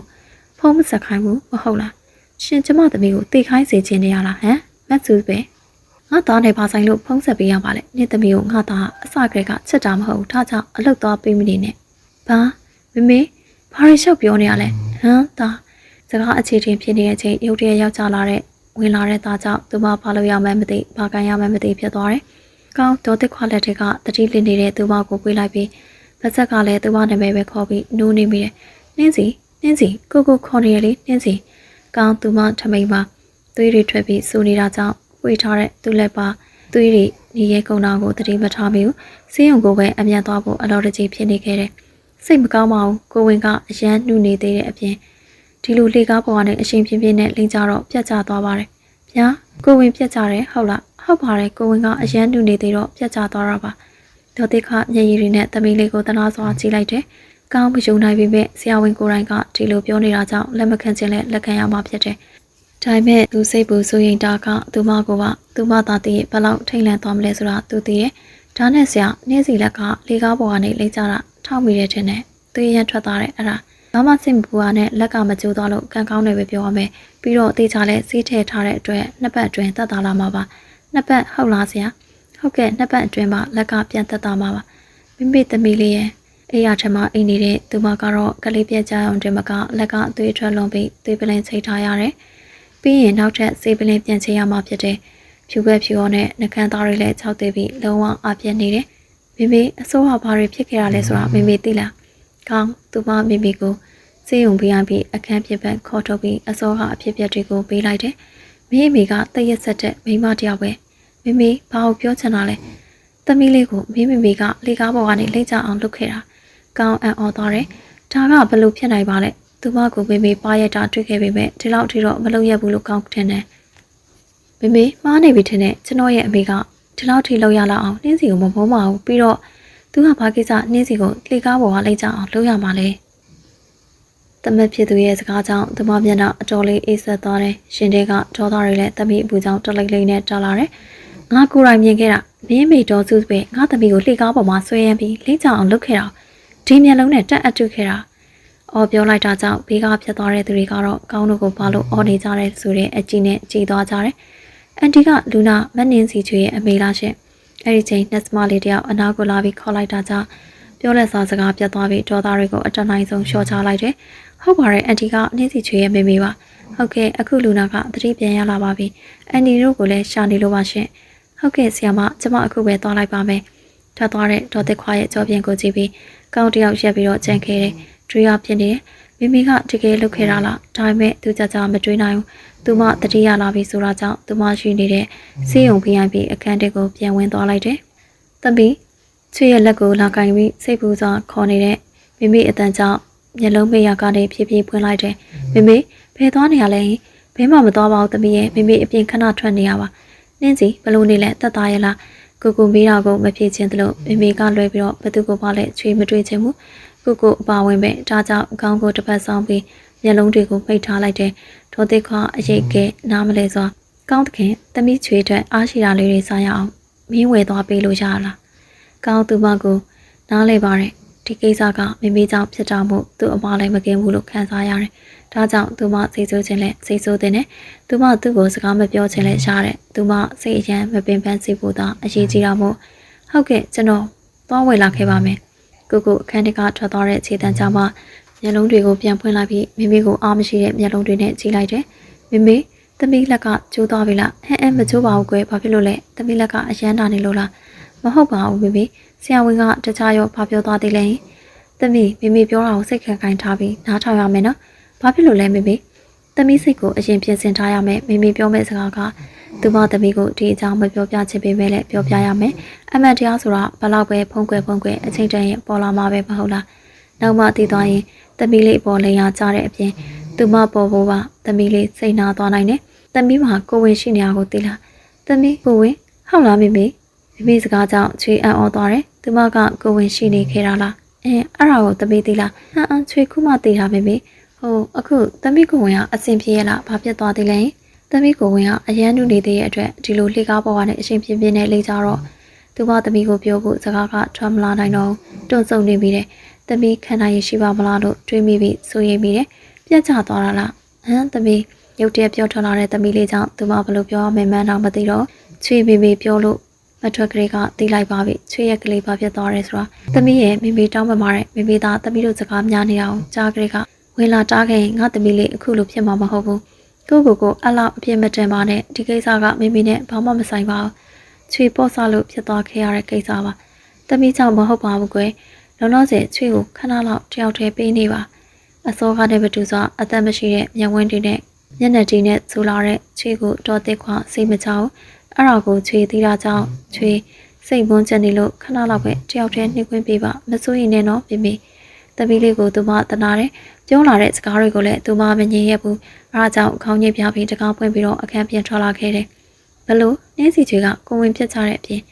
လက်ပါကျိုးတော့မလို့ဟုတ်လားသူမတငယ်ချင်းတွေပြောလာတဲ့သတင်းစကားကိုကြားတော့မိမသားပြီးနှင်းစီချွေကိုတနာသွားမိတယ်သူမမောင်ကိုပြန်ရယူခြင်းပေးမဲ့ဒေါ်စုစပယ်လို့တော့မရက်ဆက်တတ်ဘူးဟုတ်ပါရဲ့ဆိုအဲ့မိန်းကလေးတက်နေတဲ့စီယုံကငါတငယ်ချင်း next တယောက်ကတာဝန်ကျနေရလေအဲ့ဒါစကားဆက်ပြီးသူ့အကြောင်းရောက်သွားတာဘယ်လိုဖြစ်သွားတာလဲပြောပြပါအောင်လေကားပေါ်ကခြေကြောပြီးလိမ့်ကြတာတဲ့တနာပါရဲ့သူတော်တော်ခန်းစားနေရရှာမှာဖြူသေးဝိမျက်နှာကတော်တော်တနာနေရကြောင်းသူ့မျက်နှာကိုမဲလိုက်တယ်ဘာလဲနင်ကအရန်တနာနေရဆိုတော့ကောင်းတခင်ကိုသူမစီကနေအရှပြန်မယူချင်တော့ဘူးလားငါလက်လျှော့တင်ပြီးထွင်းနေသွဲဘာလို့လဲဓာလေးကြတာနဲ့နင်စိတ်ပြောသွားပြီလားဖြူနင်အကြံပေးတဲ့အတိုင်းငါရဲ့မိမမာယာတွေသုံးပြီးကောင်းကားစီပြန်လာအောင်ဒီလောက်မျိုးဆွေခဲ့တာတော့မှကောင်းနေမှစိတ်ဝင်စားခဲ့တဲ့အပြင်ငါမိမတိတ်ခါပဲကြခဲ့ရတယ်ပြီးတော့အခုလိုရကငါသူများကိုကိုယ်အောင်လုပ်နေရပဲငါဆက်မလုပ်တဲ့တော့နင်ဘာဖြစ်သွားရလဲဖြူငါတေချာပြန်စဉ်းစားကြည့်တော့သူတို့နှစ်ယောက်ကမမားပါဘူးမှားနေခဲ့တာကငါအစကလေးကလမ်းခွဲခဲ့ပြီးကိုအရှက်မရှိငါပဲကောင်းကိုလက်မလွတ်နိုင်ပဲတွဲခဲ့နေခဲ့ပြီးတော့နင်းစီချွေကိုလည်းအထင်လွဲအောင်အများကြီးလုပ်ခဲ့မိတယ်နင်ကသူမကိုမိမသားချင်းကိုချင်းစာနေရလားဒါမှမဟုတ်တကယ်အတိတရားရသွားတာလားဖြူသူမကိုမိမသားချင်းလည်းကိုချင်းစာတယ်ငါလုပ်ခဲ့တာတွေအတွက်လည်းနောက်တာရတယ်နင်ဒီလိုအတိတရားရသွားလို့ငါလည်းဝမ်းသာပါတယ်မဟုတ်ရင်နေလေငါအတွက်ကြောင့်လည်းလူဆိုးမှလုံဖြစ်တော့မလို့အဲ့လိုမတွေးပါနဲ့တကယ်ချင်းငါကနေမှန်မအမြဲနှင်းပတ်မှာပဲရှိနေမှာပါငါဒီလိုတကယ်ချင်းကောင်းရခဲ့လို့ကျေးဇူးတင်ပါတယ်တွေ့ရဲ့သူမတို့နှစ်ယောက်ကတော့အမြင်မှန်ရသွားကြပေမဲ့ဒေါ်စုစပယ်ကတော့ဘယ်ချိန်မှအမြင်မှန်ရမှာလဲ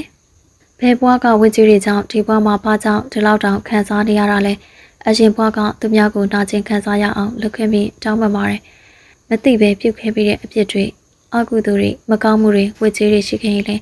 ဒီဘွားဒီများဒီလောက်နဲ့ကြည်ပါစေတော့ချွေဆူတောင်းပြီးတယ်သူမဈေးရုံတက်နေရတာဒီနေ့ဆိုရင်တပတ်ပြည့်ပြီဖြစ်တယ်ဒီတော့တွင်ကောင်းကပဲစကားတွေပြောပြီးချွေကတော့ဘာစကားတစ်လုံးမှမပြောဘူးတနေ့ကုန်တညလုံးမမောနိုင်မပန်းနိုင်လာဆောင်အိပ်ပြီးအစားအသောက်တွေကိုလည်းကိုယ်တိုင်ချက်ပြုတ်လာတယ်ဒေါ်တစ်ခွာကတော့အမြဲတမ်းမနေ့ကနေညနေအထိလာနေပြီလို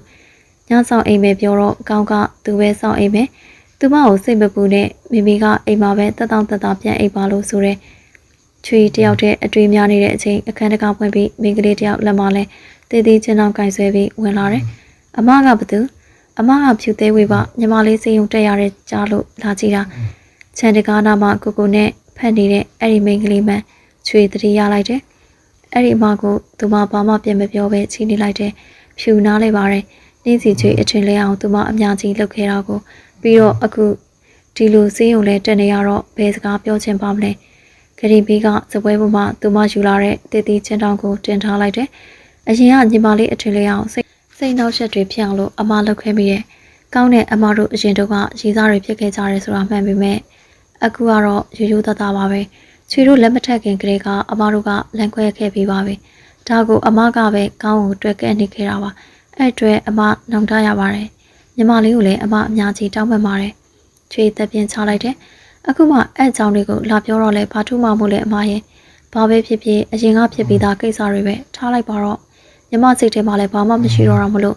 တောင်းပန်စရာလည်းမလိုပါဘူးညီမခွင့်လွှတ်ပါတယ်အဲ့ဒီချိန်မှသာဖြူမျက်နှာပြုံးသွားပြီးကျေးဇူးတင်ပါတယ်ညီမလေးရဲ့ဖြူပို့ပြီးတော့နောင်တရသွားတယ်သူမဒီလိုစိတ်ထားဖြူစင်ပြီးပေါ်ရာကြီးတဲ့ကပ္ပလေးကိုမနာလို့ခဲ့တာပဲကောင်းထမင်းနဲ့ဟင်ကိုသူမအတွက်ကိုယ်တိုင်ချက်ပြုတ်ပြီးခြိုင်းထဲထည့်ပြီးမုံမျိုးစုံနဲ့တီတီလေးတွေကိုလည်းနောက်တဲ့ခြိုင်းတစ်ခုထဲထည့်ပြီးလက်ဆွဲချင်းတော့ခင်းအောင်လေးတဲ့တေချာစီထည့်လိုက်တယ်အဲဒီနောက်ရေမိုးချိုးအဝတ်စားတွေလဲပြီးချင်းအောင်ဆွဲပြီးတော့ကားစီထွက်လာခဲ့တယ်မောင်းသူနေရာဝင်ထိုင်ပြီးသူမရှိတဲ့စီယုံစီပေါင်းထွက်လာခဲ့တယ်စီယုံရောက်ဖို့15မိနစ်ခန့်ပဲကြာတယ်သူမရှိတဲ့အခန်းစီရှောက်လာခဲ့တယ်တကားဖွင့်လိုက်တော့သူမနဲ့ဖြူသေးဝေးစကားပြောနေကြတာကိုတွေးလိုက်ရတဲ့ချွေလက်ကအရန်နာနေသေးလားနည်းနည်းကိုက်ရုံလောက်ပါပဲအော်အင်းမဒါဆိုချွေနားယူလိုက်အောင်လေအမပြန်တော့မယ်နော်ချွေဘာမှမပြောပဲဒီတိုင်းကောင်းကြီးပြလိုက်တယ်ဟင်ကောင်းဖေးချင်းကရောက်နေရလဲသူမထားပြီးလဲလိုက်တော့တခါနာမှခင်းအောင်ဆွဲခြင်းကိုကင်ထားပြီးရန်နေတဲ့ကောင်းကိုတွေးလိုက်ရတယ်မင်းဘာလာလောက်တာလဲဖြူချွေစင်းုံတက်ရတယ်ကြားလို့သတင်းလာမေးတာပါအော်တလုံးပဲပြောပြီးသူမပေးနာကဖြတ်သွားတဲ့ကောင်းသူမလည်းတခြားဘာမှမပြောတော့ပဲချွေကိုပြုံးပြပြီးထွက်လာခဲ့တယ်။ကောင်းယူလာတဲ့ချိုင်းတွေကိုထုတ်ပြီးတက်ဆင်ချင်းဖြုတ်လိုက်တယ်။သူမနာထိုင်ပြီးနင်းစီကိုစက်သားဟင်းနဲ့ဘူးသီးဟင်းအချိုးတောက်လေးချက်လာခဲ့တယ်။နင်းစီကိုစိတ်ဆိုးနေတော့မဲလားအရှင်ရက်တွေကောင်းကလိုပဲတခြားသူနဲ့သားဆိုစကားလေးတွေနည်းနည်းပြောပြီးပဲသူရောက်လာရင်ဘာမှမပြောပဲညဝန်းမှလည်းဘာကန်စားချက်ဘာအရင်ရောက်မှမရှိဘူးကိုခွန့်ကြွေးမယ်နော်ထမင်းနဲ့ကြက်သားလေးထည့်ပြီးသူမကိုထမင်းခွန့်ကြွေးဖို့ပြင်လိုက်တယ်ဒါပေမဲ့သူ့လက်ထဲကစုံကိုလူယူသွားတာကကိုဘာသာစားနေတဲ့သူမစိတ်မကောင်းဖြစ်မိပေမဲ့လည်းသူချက်လာတဲ့ထမင်းနဲ့ဟင်းကိုသူမစားနေတာကြည့်ပြီးရှင်တဲပြောရပါတယ်စားကောင်းရလားချွေဘာမှမပြောပဲထမင်းကိုပဲစားနေလိုက်တယ်အဲ့ဒီချိန်မထင်မှတ်ပဲမဖိတ်ခေါ်ပဲကြားရောက်လာတဲ့မျက်ရည်တစ်ပေါက်သူမလက်ပေါ်ကျသွားတယ်စားနေရင်လက်ပြန်အမြန်တုပ်လိုက်ပေမဲ့ကောင်းကပြင်းပြင်းအောင်မြင်သွားတယ်နှင်းစီဘာဖြစ်လို့လဲဘာလို့မျက်ရည်ကျနေရလဲဘယ်နားနာလို့လဲချွေကောင်းပဲခါလိုက်တဲ့ရှင်ထဲမှာပြောပြလို့မရတဲ့တင်းကျပ်မှုတွေပြေးသိမ်းလာတယ်လို့ပဲခံစားရတယ်နှင်းစီကိုကြည့်နှင်းစီဘယ်နာဘာဖြစ်လို့လဲသူမနားနှစ်ဖက်ကိုအုပ်ကိုင်းပြီးသူ့ဘက်လှည့်ပြီးတော့သူမရဲ့အညူရောက်မျက်လုံးလေးတွေကိုစိုက်ကြည့်လိုက်တယ်အဲ့ဒီချိန်သူမပြောထွက်လာတဲ့စကားကချွေဘသူကိုမှမတွေ့ချင်သလိုစကားလည်းမပြောချင်အထူးသဖြင့်ကိုမမြင်ချင်ဘူးဘလို့ကိုမမြင်ချင်ဘူးရင်ဘတ်ထဲကစိတ်ကနေဖြစ်သွားတဲ့သူဘလောက်ပဲအနိုင်ယူစိတ်မဆိုးခဲ့ဘူးမမုန်းခဲ့ဘူးတဲ့သူမကအခုသူ့ကိုမမြင်ချင်တော့ဘူးလေလားကိုကောင်းသခင်နောက်ရက်ကျရင်ဆေးရုံကိုမလာပါနဲ့တော့ဘာလို့လဲမင်းဘာလို့ဒီလောက်တောင်ပြောင်းလဲသွားရတာလဲဘသူကချွေကိုပြောင်းလဲစေခဲ့တာလဲဆိုတာကိုကောင်းသခင်သိချင်လားဘသူကလဲဒေါ်စုစပဲဆိုတဲ့အမေဖြစ်သူကိုတောင်းမေ့ကြည့်လိုက်ပါချွေဘသူကြောင့်ဒီလိုပြောင်းလဲသွားရတာလဲဆိုတာသူသိပါတယ်နှင်းစီချွေအစကတည်းကလက်မထက်ခြင်းပဲအတင်းလက်ထက်ခဲ့ရလို့ကျမကိုအရန်ပုံနေတယ်မဟုတ်လားအော်ပါကျမကိုကြိုက်သလားအော်ဒါပေမဲ့ရှင်မှတ်ထားဖို့ကရှင်ကျမကိုမချစ်မှန်းကြိုသိခဲ့ကျမလည်းယူအားပြီးအမုန်းခံပြီးလက်ထက်ခဲ့ပါမဟုတ်ရှင်ကိုလက်ထက်ခဲ့ပြီးတော့ကျမအရန်ကိုမှားသွားတယ်ကိုတောင်းမှမှာတယ်ကိုနှင်းစီကိုအော်ဖို့မယူရခဲ့ဘူးကိုပြောတာနားထောင်နှင်းစီတော်ပါပြီကျမမကြားချင်တော့ကိုနှင်းစီကိုကောင်းသခင်ကျမတို့ခွာရှင်းကြရအောင်ဘာကောင်းသူမထိခိုက်ထားတဲ့လက်ကိုကပြီးကရင်နှစ်ရက်ပေါ့ဆွဲကပ်လိုက်တယ်မင်းဘာပြောရဲခွာရှင်းမယ်ဟုတ်လားသူမဂယုမဆိုင်စွာနဲ့ဟုတ်တယ်ကျမကိုခွာရှင်းပေးပါမကွာနိုင်ဘူးဆိုရင်မကွာပေးဘူးဆိုရင်ကျမရှင့်ကိုတရားဆွဲပါလေးတန်မမာလေးနဲ့ပြန်ပြောလာတဲ့သူမမင်းတရားမဆွဲခင်အရင်ကလေးအစကိုနောက်ကလေးတယောက်ပြန်မွေးပေးရမယ်ဘာရှင့်ကိုကလေးပြန်မွေးပေးရအောင်လို့ပြတ်ကျသွားတဲ့ကလေးကကျမဖြတ်ချခဲ့တာမှမဟုတ်ပဲဘာဆိုင်လို့နောက်တယောက်ပြန်မွေးပေးရမှာလဲဘာလို့မဆိုင်ရမှာလဲမင်းနဲ့လည်းအများကြီးသက်ဆိုင်တဲ့နေ့စီကျွေးမင်းသာအပေါ်မှာပဲအေးဆေးနေပြီးအောက်မစင်းလာခင်ငါတို့ကလေးကဒီလိုဖြစ်မှာမဟုတ်ရှင်ဘာမှမသိပဲကျမကိုလာမပြောနဲ့ ရှင့်မိသားစကားပြောနေရင်လက်မပါခင်ကလေးကဘာမှဖြစ်မှာမဟုတ်။မျက်ရည်တွေလိမ့်စင်လာရင်ပြောနေရင်နှက်ခမ်းတွေတောင်တုံရင်လာတာကိုကြည့်ချင်းနဲ့သူမဘလောက်တောင်စိတ်ထိခိုက်ပြီးဝမ်းနေနေလဲဆိုတာသိနိုင်တယ်။ကောင်းသူမကိုကြည့်နေရင်နဲ့ဘာမှပြန်မပြောပဲတုံရင်နေတဲ့နှက်ခမ်းသားတွေကိုနမ်းပြလိုက်တယ်။ရှင်လှုပ်သူမရဲ့ထိခိုက်ထားတဲ့ညာလက်နဲ့သူ့အားတွန်းပေးလိုက်တော့နှက်ခမ်းကိုလှုပ်ပေးလိုက်တယ်။ဖဲကျမလက်ကိုလည်းမခိုင်းနဲ့ချွေပြောရင်းကလေးကနေရနဲ့ကတ်ထားတဲ့လက်ကိုပါရုံထွက်ပေးမဲ့ကောင်းအလွတ်မပေးပဲပို့ပြီးတော့စုပ်ကိုင်းလိုက်တယ်။ကိုကဖဲလည်းမဖဲပေးနိုင်လို့မင်းကိုလည်းမလှုပ်ပေးချင်ပြန်ပြီးသူမနှကန်းတွေကိုဦးတည်နေတာသူကြောင့်ထမင်းဟင်းထည့်ထားတဲ့အကြိုင်တွေကိုပေါက်ပြီးတော့လွန်ပြလိုက်တယ်။သူမလွန်ပြလိုက်လို့ဖျို့ဖျဲဖြစ်နေတဲ့အကြိုင်တွေနဲ့ကျမ်းပြင်ပေါ်ပွားလန့်ကျင်းနေတဲ့ထမင်းဟင်းတွေကိုကြည့်ပြီးမင်းကကိုယ်စိတ်ကိုလာစော့နေရပဲနှင်းစီရှင်မထိနဲ့ကျမအောင်ပါနော်။အော်လေကြိုက်လာအောင်ဘသူကကြားမှမလို့လဲပို့ပြီးအနာတူကလာတဲ့သူမကိုခါကနေဆွဲဖက်လိုက်တာကြောင့်မျက်နှာချင်းနီးသွားရတယ်။ကောင်းအလွတ်မပေးပဲအစောကနန်းနဲ့ညီမြန်းသွားတဲ့နှကန်းသားတွေကိုသူ့နှကန်းနဲ့ဖိကပ်ပြီးတော့တလွားချင်းအနှမ်းပြန်ချွေနေမိတယ်။ရုံရင်ကန်ရင်နဲ့နှစ်ယောက်သားအိယာပေါ်လဲချသွားတယ်။ကောင်းကသူမပေါ်ကနေအုံမိုးထားပြီးချွေတွန်းထုတ်ပေးမဲ့အရာမတင်ဘူး။သူ့ရင်ခွင်အောက်ကသူမကတော့မျက်ရည်တွေဝဲနေတဲ့မျက်ဝန်းတွေနဲ့သူ့ကိုနာနာချင်းချင်းပဲကြည့်နေတယ်။ရှင်ကျမကိုအနိုင်ကျင့်တာဘယ်ချိန်မှရက်ပါလဲရှင်ကိုတကယ်မုန်းတယ်။မင်းကိုကြိုက်သလားမုန်းခွင့်ရှိရဲ့ဒါပေမဲ့ကိုကတော့မြဲတဲ့မင်းတယောက်တည်းကိုပဲချက်သွားမှာမချစ်နဲ့ကျမကိုမချစ်နဲ့ကျမရှင့်စီကဘာအချစ်မှမမျောလင့်တော့တာမို့လို့မချစ်နဲ့မရအောင်ကိုမင်းကိုချစ်ပြီးသွားခဲ့ပြီဖဲပါတော့ကျမတယောက်တည်းနေပြရစီသူမမျက်လုံးတွေမိတ်ချပြီးမျက်ဝန်းထောက်ကနေမျက်ရည်တွေစီးကျသွားတဲ့ပုံစံလေးကိုကြည့်ပြီးကောင်းသူကိုယ်တိုင်လည်းရှင်တဲမကောင်းအပေါ်ကထားလိုက်ပြီးသူမလက်ကိုဖွားဖွားနမ်းလိုက်တယ်မငိုပါနဲ့မင်းငိုတာကိုမမြင်ချင်ဘူးကိုကိုမတွေ့ချင်ဘူးဆိုလဲကိုထွက်သွားပေးမယ်ဒါပေမဲ့ကိုမင်းကိုကွာရှင်းပေးမှာမဟုတ်ထွက်သွာ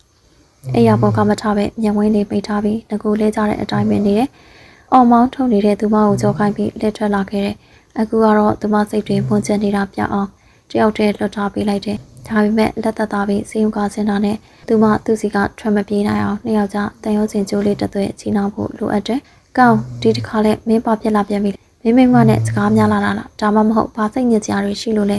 ။ကောင်းနဲ့တက်ချင်းချလိုက်တယ်။ရှိက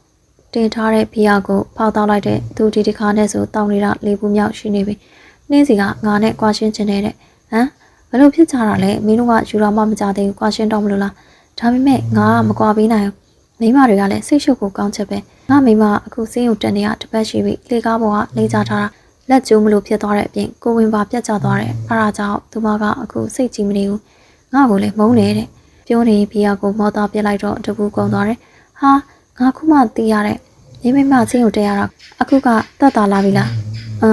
းဒါဆိုမင်းကိုမုန်းတာကကိုဝင်เจ้าနဲ့လည်းပတ်သက်တာပေါ့ဟုတ်လားကိစ္စတွေကအရန်ရှုပ်တယ်သူမမုန်းမယ်ဆိုလည်းမုန်းသင့်ပါတယ်ကွာဘေးရနောက်တစ်ခုကိုပြန်ဖောက်ပြီးမောသားလိုက်ပြန်တယ်ကောင်းတကယ်ချင်းမင်းသူမကိုတကယ်ချက်လားချစ်တယ်အရန်ချစ်လို့သူမသဘောအတိုင်းမကွာရှင်းရင်းနိုင်ဘူးဒါဆိုမင်းဖာလို့ရမလဲဆိုတာမင်းသိမှာပါငါမပြောလဲငငယ်လေးကလေးကအတူပေါင်းလာတဲ့တကယ်ချင်းကောင်းတွေပြီးသားစွာအတိတ်ပဲများစွာပါဝင်တဲ့အောင်ဆိုင်ရဲ့စကားကိုလည်းသူနားလေတယ်။ထင်ထားတာထက်ချွေစင်းုံစော်စင်းရတာဖြစ်တဲ့အထုပ်တွေအားလုံးပြင်ထားပြီးဖူးဖူးကကားစီတည်သွားတယ်။သူမကိုမိမိကလက်တစ်ဖက်ကထိန်းထားရင်စင်းုံပြင်ကားရှိတဲ့နေရာစီအတူလျှောက်လာကြတယ်။ရောက်တော့ချွေကားပေါ်တက်မဲ့အချိန်နောက်ကနေလက်ကိုလှမ်းဆွဲလိုက်တဲ့ကိုဘာလုပ်တာလဲလက်ကိုလွတ်သူ့ကိုမြင်တာနဲ့လက်ကိုအတင်းယုံနေတဲ့သူမကိုအနာပိုနေအောင်ဆွဲလိုက်တယ်။မင်းကရောဘာလုပ်နေရလဲဘာလို့ကိုနဲ့မလိုက်ပဲအဖေအိမ်ပြန်ပါလဲဒီမှာကျမရှင်နဲ့ကွာရှင်းမယ်လို့ပြောပြီးပြီလေဘာလို့နှောက်ရှက်နေရလဲနှောက်ရှက်နေရမဟုတ်ဘူးကို့မိမကိုလာခေါ်တာဟမ်ရှင်စေးရုံမှာတော့အရှက်မရှိဘူးလားကျမကိုလွတ်ကောက်ပွေးချီလိုက်တဲ့သူမကကလေးလေးလိုပဲအငြိမ်မနေဘူးအတင်းတွန်းထုတ်ပြီးသူ့ရင်ဘက်ကိုလည်းတပုတ်ပုံနဲ့ထူနေတယ်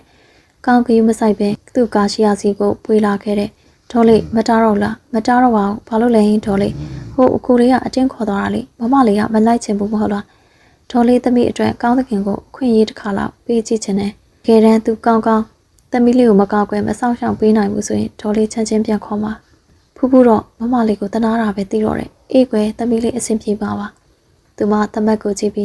းသမီးလေးကိုပြန်ထည့်ပေးလိုက်တာကငငယ်ရွယ်နဲ့သမီးလေးကိုတခုလက်မပြတ်ခိုင်းစေချင်တာကြောင့်ရဲ့ကိစ္စတစ်ခုကိုတေချာစဉ်းစားဆုံးဖြတ်ပြီးမှလောက်ခိုင်းစေချင်တာကြောင့်ဖြစ်တယ်။မဟုတ်ရင်နောက်မှနောင်တရမယ်အဖြစ်မျိုးသူမမလို့ချင်ဘူး။ ရှင်ကျမကိုဘယ်ခေါ်သွားနေရလဲအခုချက်ချင်းကားကိုရှင်တော့ကျမမလိုက်နိုင်ဘူးကောင်းသူမကိုဘာမှပြန်မပြောပဲကားကိုဆက်မောင်းနေလိုက်တယ်10မိနစ်မကြာဘူးမယမ်းရောင်စီချေထားတဲ့နှစ်ထပ်တိုက်ပူပူလေးနဲ့နှင်းစီပန်းတင်အနီအဝါလေးပေါ့အဖြူအပန်းရောင်စုံစိုက်ပြိုးထားတဲ့ခြံဝင်းလေးတဲ့သူမတို့ကားကချိုးဝင်သွားတယ်ရှင်မလိုက်ဘူးလှုပ်ကျမကိုဘယ်ခေါ်လာတာလဲကားတကားဖွင့်ပြီးသူမကိုလာချီပွေသွားတဲ့ကောင်းအိမ်တကားမကိုခြေထောက်နဲ့ကန်ဖွင့်လိုက်တယ်အဲ့ကံပါပဲချင်းကလေးကခြေဆွဲထားမှမသိတဲ့သူမတို့မင်္ဂလာဆောင်တပ်ပုံတွေက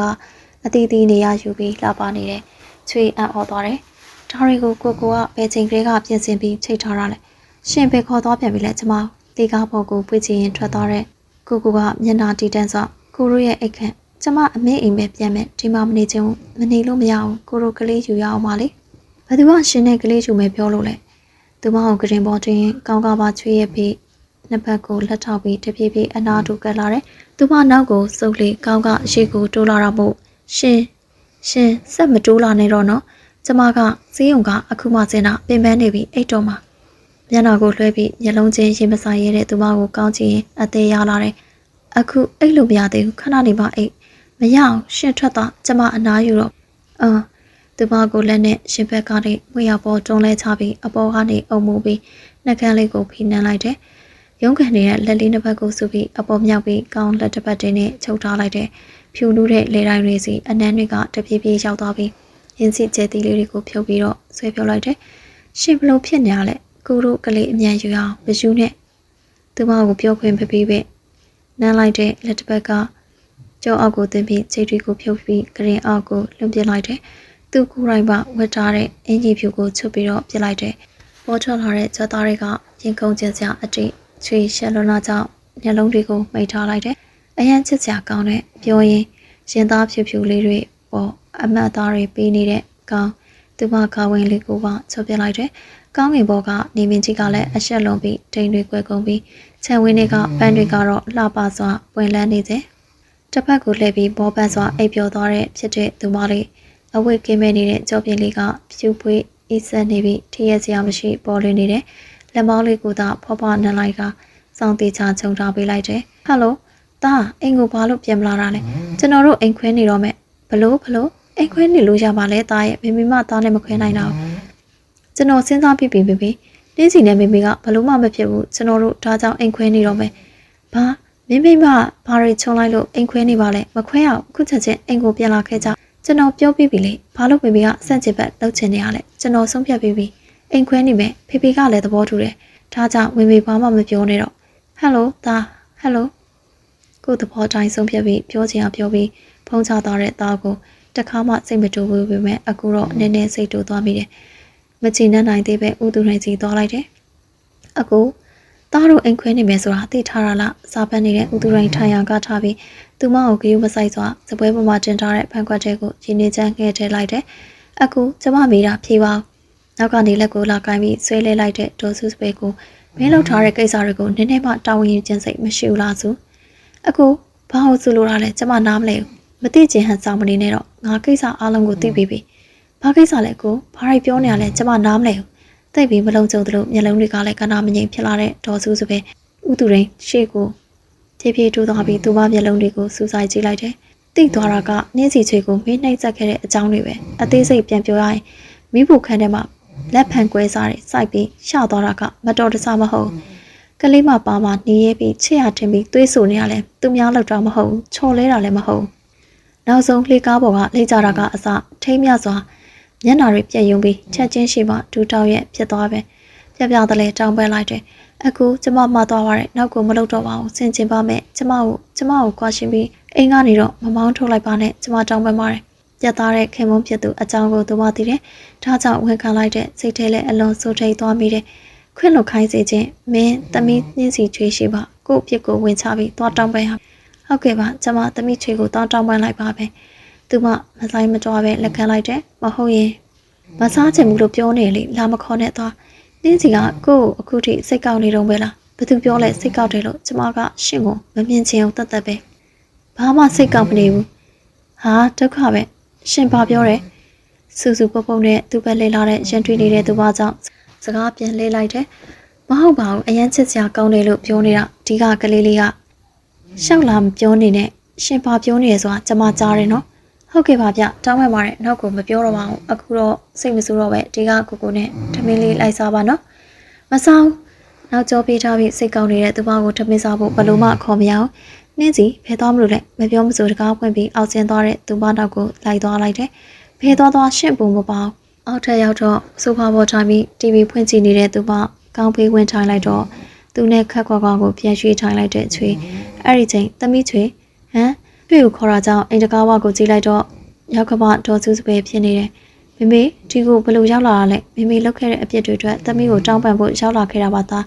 းချွေရီချန်သွားတဲ့တောင်းပန်ဖို့လေလားဒေါ်စုစပယ်ကချွေထိုင်နေတဲ့အရှိမဒူးထောက်လိုက်တဲ့ဒေါ်စုစပယ်ကြောင့်သူမအံ့ဩသွားမိတာအမှန်ပဲအမေတောင်းပန်ပါတယ်အမေသမီးချွေကိုထိခိုက်နာကျင်အောင်လုပ်လို့အများကြီးလုပ်ခဲ့မိတယ်နောက်ဆုံးကိုယ်သေးကိုပြန်တက်မိတဲ့အထိအမေရမ်းမောက်ပါပြီလွန်သွားခဲ့တယ်အခုတော့အမေအရန်ကိုနှောင်းထားရနေပါပြီသမီးရဲ့အမေကိုခွင့်လွှတ်ပေးလို့ရမလာ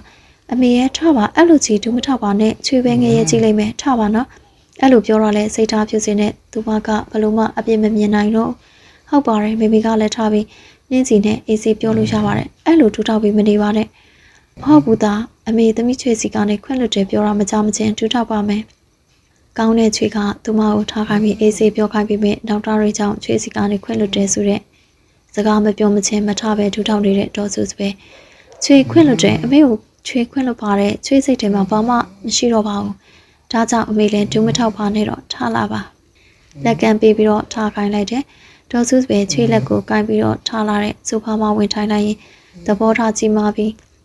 စိတ်ထားဖြစ်စေတဲ့ချွေမလေးကိုပြောခဲ့ဆိုခဲ့တာတွေထိခိုက်အောင်လုပ်ခဲ့တာတွေအတွက်မျက်ရည်မထိန်နိုင်အောင်နောက်တာတရားတွေကသူမကိုအမြင်မှန်ရစေခဲ့ပြီး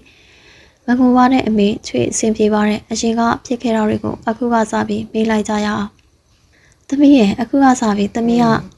မိမိချွေမဆိုတာထက်သမီးလေးအရင်ပါပဲကွယ်နှွေးထွေးစွာဖတ်လာတဲ့ဒေါ်စုစပယ်ကိုသူမပြန်လဲဖတ်ထားလိုက်တယ်ကောင်းပြေးလဲသွားကြတဲ့သူမတို့ကိုကြည့်ပြီးစိတ်ထဲပျော်ရွှင်မိတဲ့အခုတော့အေးချမ်းတဲ့မိသားစုဘဝကိုပိုင်ဆိုင်ရတော့မှမဟုတ်ပါလားနင်းစီကိုစိတ်ဆိုးမပြေသေးဘူးလားညဘက်အိန္ဒိယကနေကြောပေးထားတဲ့သူမကိုနောက်ကနေဖတ်လိုက်ပြီးမေးလိုက်တယ်ချွေစဉ်းစားအောင်ပဲပြန်ပြေးလာတဲ့သူမကိုသူ့ဘက်လှည့်ပြီးအချီချင်းစုံစည်းလိုက်တယ်ကိုမခဲ့တာတွေအတွက်အများကြီးတောင်းပန်ပါတယ်ကိုသူ့နှကန်းကိုလက်လေးနဲ့လှပိတ်တယ်ချွေကိုချစ်တဲ့ဘယ်တော့မှလည်းမမုန်းခဲ့ဘူးပြောပြီးရှင်ခွင်နဲ့တိုးဝင်ဖက်တွဲလာတဲ့သူမကိုပြန်လဲဖက်ထားဖို့မေးရောသွားတယ်ကိုကတော့ချွေကိုချစ်သေးရဲ့လားချစ်တယ်ဘလို့စကလုံးနဲ့မှဖော်ပြလို့မရနိုင်အောင်နင်းစီလေးကိုချစ်မိနေတာပြန်လဲနှွေးထွေးစွာဖတ်ထားပြီးစမိတ်ပုံထားတဲ့နှစ်ဖူးပြင်လေးကိုပေါ်ပေါ်နမ်းလိုက်တယ်ကြည်နူးခြင်းများစွာနဲ့ပေါ့အနစ်ခံကြတဲ့အခါနင်းစီအဲ့လိုမပြေးနဲ့လေချော်လဲမယ်ချင်းပေါင်းတဲ့အတန်ကြားတာနဲ့ကလေးတယောက်လိုအပြင်ပြေးထွက်သွားတဲ့သူမဦးလေးတရက်သီးဆက်ဆက်လေး3000ဘိုးလောက်ထည့်ပြီးဟုတ်ကဲ့ပါဒါနဲ့သမီးကကိုဝင်ကြီးနဲ့မဟုတ်လား3000ဘိုးကိုတယောက်တည်းစားရင်မများဘူးလားကွဦးလေး2000ဘိုးပဲထည့်ပေးပါသူမကုန်းနောက်ကလိုက်လာပြီးပြောလိုက်တဲ့ကိုကြောင့်နှက်ခမ်းစုလိုက်ကဖူးဆက်ဆက်နဲ့ပြန်ကြည့်လိုက်တယ်3000ဘိုးပဲယူမဘာမှလာမပြောနဲ့ဟုတ်3000ဘိုးပဲထည့်ပြီးတော့ဦးလေးဟုတ်ကဲ့ထည့်ပေးပါမယ်ကိုဝင်ဆောင်တဲ့နောက်ပိုင်းကနေစပြီးကလေးဆန်းလာပြီးတော့အရင်လည်းအတော်တန်လာတယ်လို့ပြောရမယ်အရင်ကတီတီငြိမ်ငြိမ်လေးဖြစ်ခဲ့တဲ့နေစီချွေလို့ပြောရင်ဘယ်သူမှယုံမှာမဟုတ်ဘူးရပြီတပည့်ဟုတ်ဒီမှာပတ်စံတော့ဦးလေးတည့်ရသည့်အချင်းတို့ကိုယူပြီးသူ့အားမဆောင်ပဲ